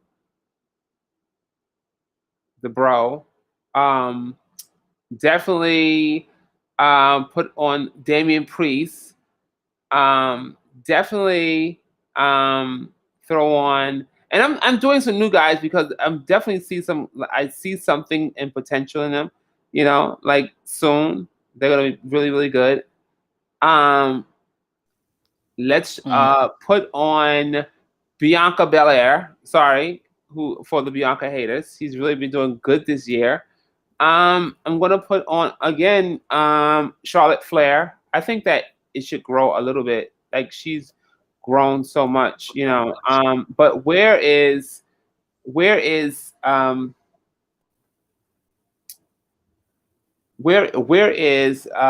this other one with, because I don't know, the storyline with her and Nia Jax is kind of gone I don't know. down. Shayna, you talking about? Yeah. Yeah, Shayna Baszler. I don't, but because she could have been up in there too, and I just don't know. It just kind of like slid off. I heard they had a real fight. Her and Nia and Shayna. Nia and Charlotte. I could send it to you when they were really hitting each other in the ring. Oh They yeah, had I a watched really it raw. true Yeah, fight. yeah. They had a true That was a fight real in the ring, shoot. so it was a real thing. So, but yeah. So who else? I'm gonna put Finn Balor, the Demon. He's just. Wait, so where are we? So you had how many? I think I'm way over 5 guys, but I'm kind of, I have room for like 10 people. Like in this fantasy draft. Well, let me give my five at AEW and WWE so we can wrap up the show. So AEW, like I said, I agree with most of what the Wrestle Story had. Miro, like I said, I'd take out Ricky Starks, put in Red Velvet for me. And then I would go. I like the Cody Woods suggestion, but I definitely would put Kenny Omega's in there as well. But then at last I would put Hangman, Adam Page, yeah, and then with WWE, this is tough because it's just like, I would definitely. No one said the New Day. Possibly. Number 5 would be Naomi. I think Naomi is definitely a top billing one. She gets, that the right attention, right card. And obviously a heel. I think she's phenomenal as a heel. And then what you just said, Shayna Baszler. Shayna Baszler is unstoppable, booked the right way as well. She's 5,000 times better than wrestlers. You just named the entire roster. I did. About you when you were going right. I don't know how many. I have so many. Oh gosh. Yeah. And then so Shayna, and then definitely Xavier Woods. I was a big fan of Kofi Mania. But Kofi's kind of died down for me lately. I'm all for Xavier. Xavier never got his push. I think the furthest he got was U.S. champion, if I'm not even mistaken. I don't even think he got. Did he get U.S. title? I think he did get U.S. champion, right? If I'm not mistaken, someone correct that. I think that he'll get his push one day. He has. I don't know. I don't know about that. I mean, because I remember him saying that he's ready. He got his exit plan already. Like he wants to be a game show host, and so I don't know. I mean, a lot of people say things and then things change. So you could be right, but I just feel like I feel like that's passion. After he does that, then he can go a game show. What did he want to host? Jeopardy? No. Well, that would have been cool, right? No, he wants to do. Well, he's done. He got his up, down game channel that he sold to WWE, and that opened the door to a lot of opportunities. He just hosted a G5 esports game on Twitch, so that's his direction. He wants to be Twitch and host the esports. Esports is a $1 billion industry, so he wants to be the next big thing in in the e-game, the electronic gaming world, and he's already doing that by selling his thing and made a fortune off of that, and now he already got his name out there, like I said, hosting big tournaments. So I just see Xavier just leaving in like the next 4 to 5 years, but I could be wrong. Who knows? He is very young. He's like age. And like 2 of his brothers got that title, so he feels he's gonna feel like I have to. I'm a part of the New Day. I have to. My goal is to get that title. So that WWE title. So one of those years he might win that Money in the Bank. It might be his time. Yeah. Well, that's definitely why he's on my list at number 3. Then the top 2, I am going to take it to NXT. I am gonna pick Don't even get me started with NXT. Somebody who, and it's 2.0. For those that are watching, I'm gonna go with, and he lately he's been doing amazing work. And I don't know where they're gonna go after this whole index situation, but Johnny Gargano. I think he is I think Triple H said it best, describing him years ago, the true like ultimate babyface for any company. He has the look, he has the aesthetic that the current generation of wrestling fans want. I know NXT, that's the big thing, this 2.0. Vince wants, a big meaty men slap. So we'll have to see. But I do think, for a fantasy draft, I think he'll be perfect. Just like Adam Cole, as you mentioned earlier, is perfect for AEW, and just the aesthetic and the look. AEW, a lot of people can thrive, all different sizes. And I think Johnny Gargano will be perfect. And number one, I am going to have to. This morning in the West Village, police say one victim. I'm going to have to make a curveball here and sort of like what just happened. And I'm gonna go with Bobby Lashley as well.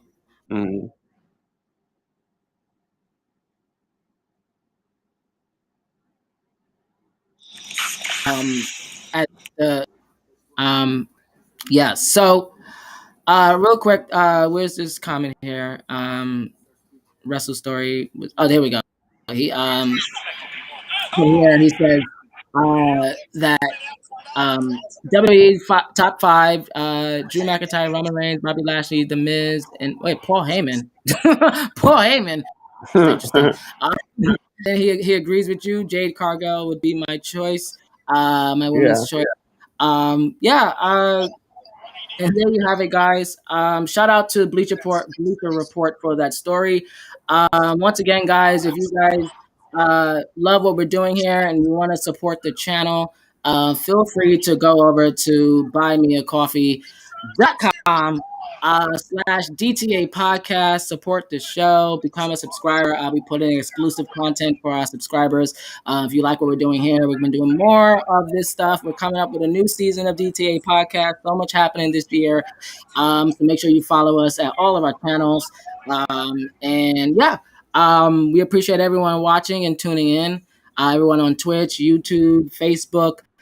Twitter is still acting up for some damn reason. I don't know what's going on. Yeah, I don't know. But nonetheless, we had a successful show. I will crop and chop up the clips and put it everywhere. SuplexCityDiva Mania, it has came back, with a wonderful, end of summer edition to wrap this whole, draft situation. Next week. What a great time to be in wrestling. What a great time. Absolutely. A fantastic time to be in wrestling. And if you love wrestling, just enjoy wrestling.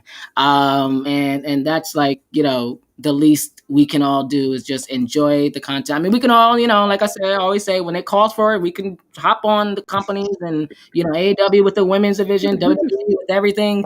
But, sometimes we just got to take back and enjoy what we got, because it may not happen again. It took 20 years to get AEW. And, we never know what might happen again. So there you have it, guys. The WWE draft begins on next Friday. Well, this coming, for however you look at it. Today is Monday. So, yes, Friday, October 1st on Fox. And this Friday is October 1st. On USA. And Paul Heyman can make anybody look like a star. Yeah, the wrestling story, you're right. Yes, can make anyone look like a star. I definitely agree with that. From Undertaker all the way. Yeah, so it's a little, inside wrestling scoop for everyone. Don't know. Undertaker, Paul Heyman actually originated. It's crazy, right? All these, when you look at their origination and how they all came to be. Thank you guys for tuning in once again to this show. Thank you, The Wrestle Story, for stopping by. Absolutely. Wrestle Story, John Elite. John Elite, yeah. I want to end here with a interesting story here. Something that I don't know if you remember this one, but we're going to play this here. This is a short clip, but this is Suplex City, a.k.a. Miss Mania now, talking about someone we just forementioned here, that being The Undertaker. And this is an interesting story, guys. You want to hear the full clip, you can go on to our Anchor, or you can check it out on YouTube, whichever. But take a listen to this clip of us chatting about The Undertaker. Finn Balor, wait a minute. John Delete says Finn Balor drafted to Raw. That's what was I see happening next for him. Yeah, he's going to Raw probably and capture the championship. I can see that.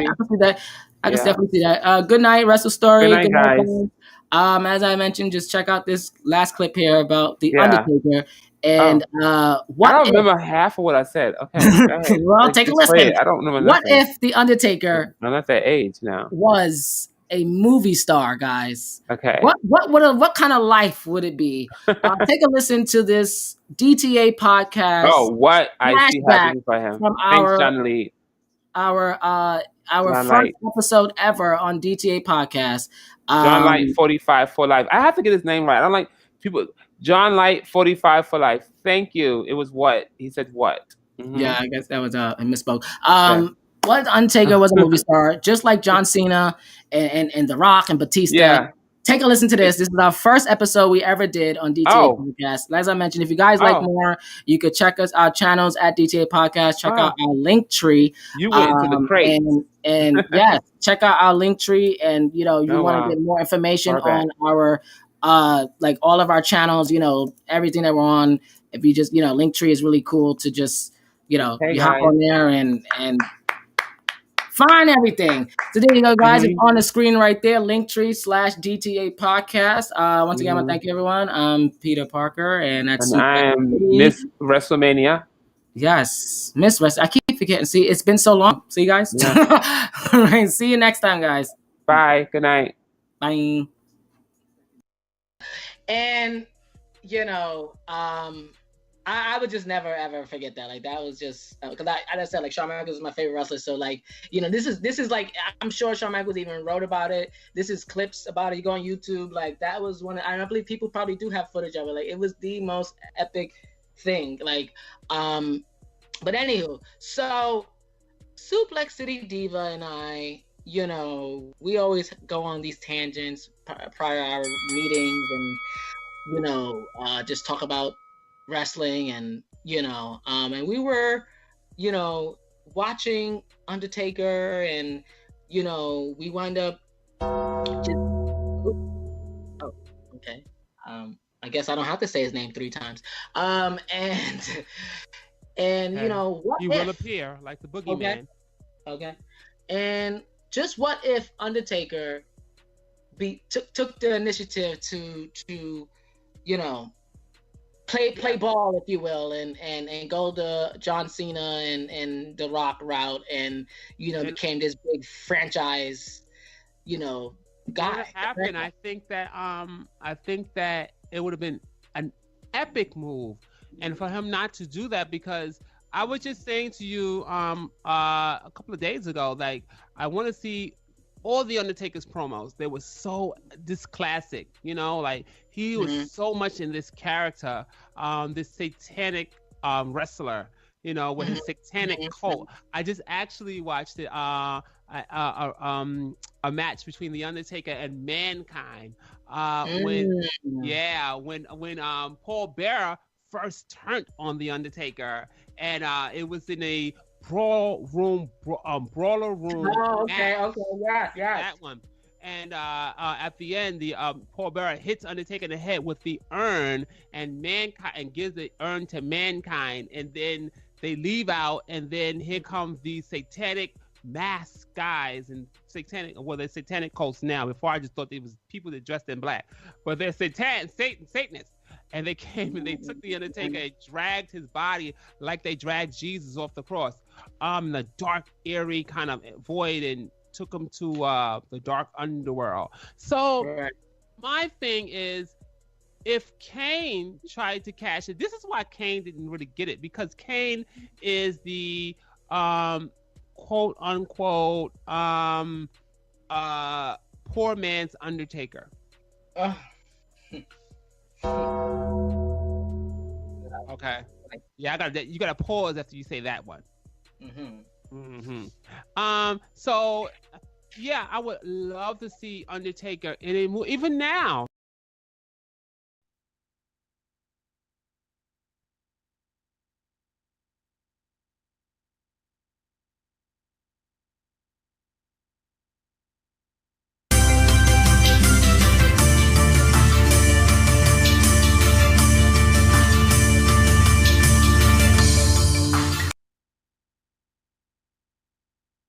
Would have thought this could happen. Falling down. Table.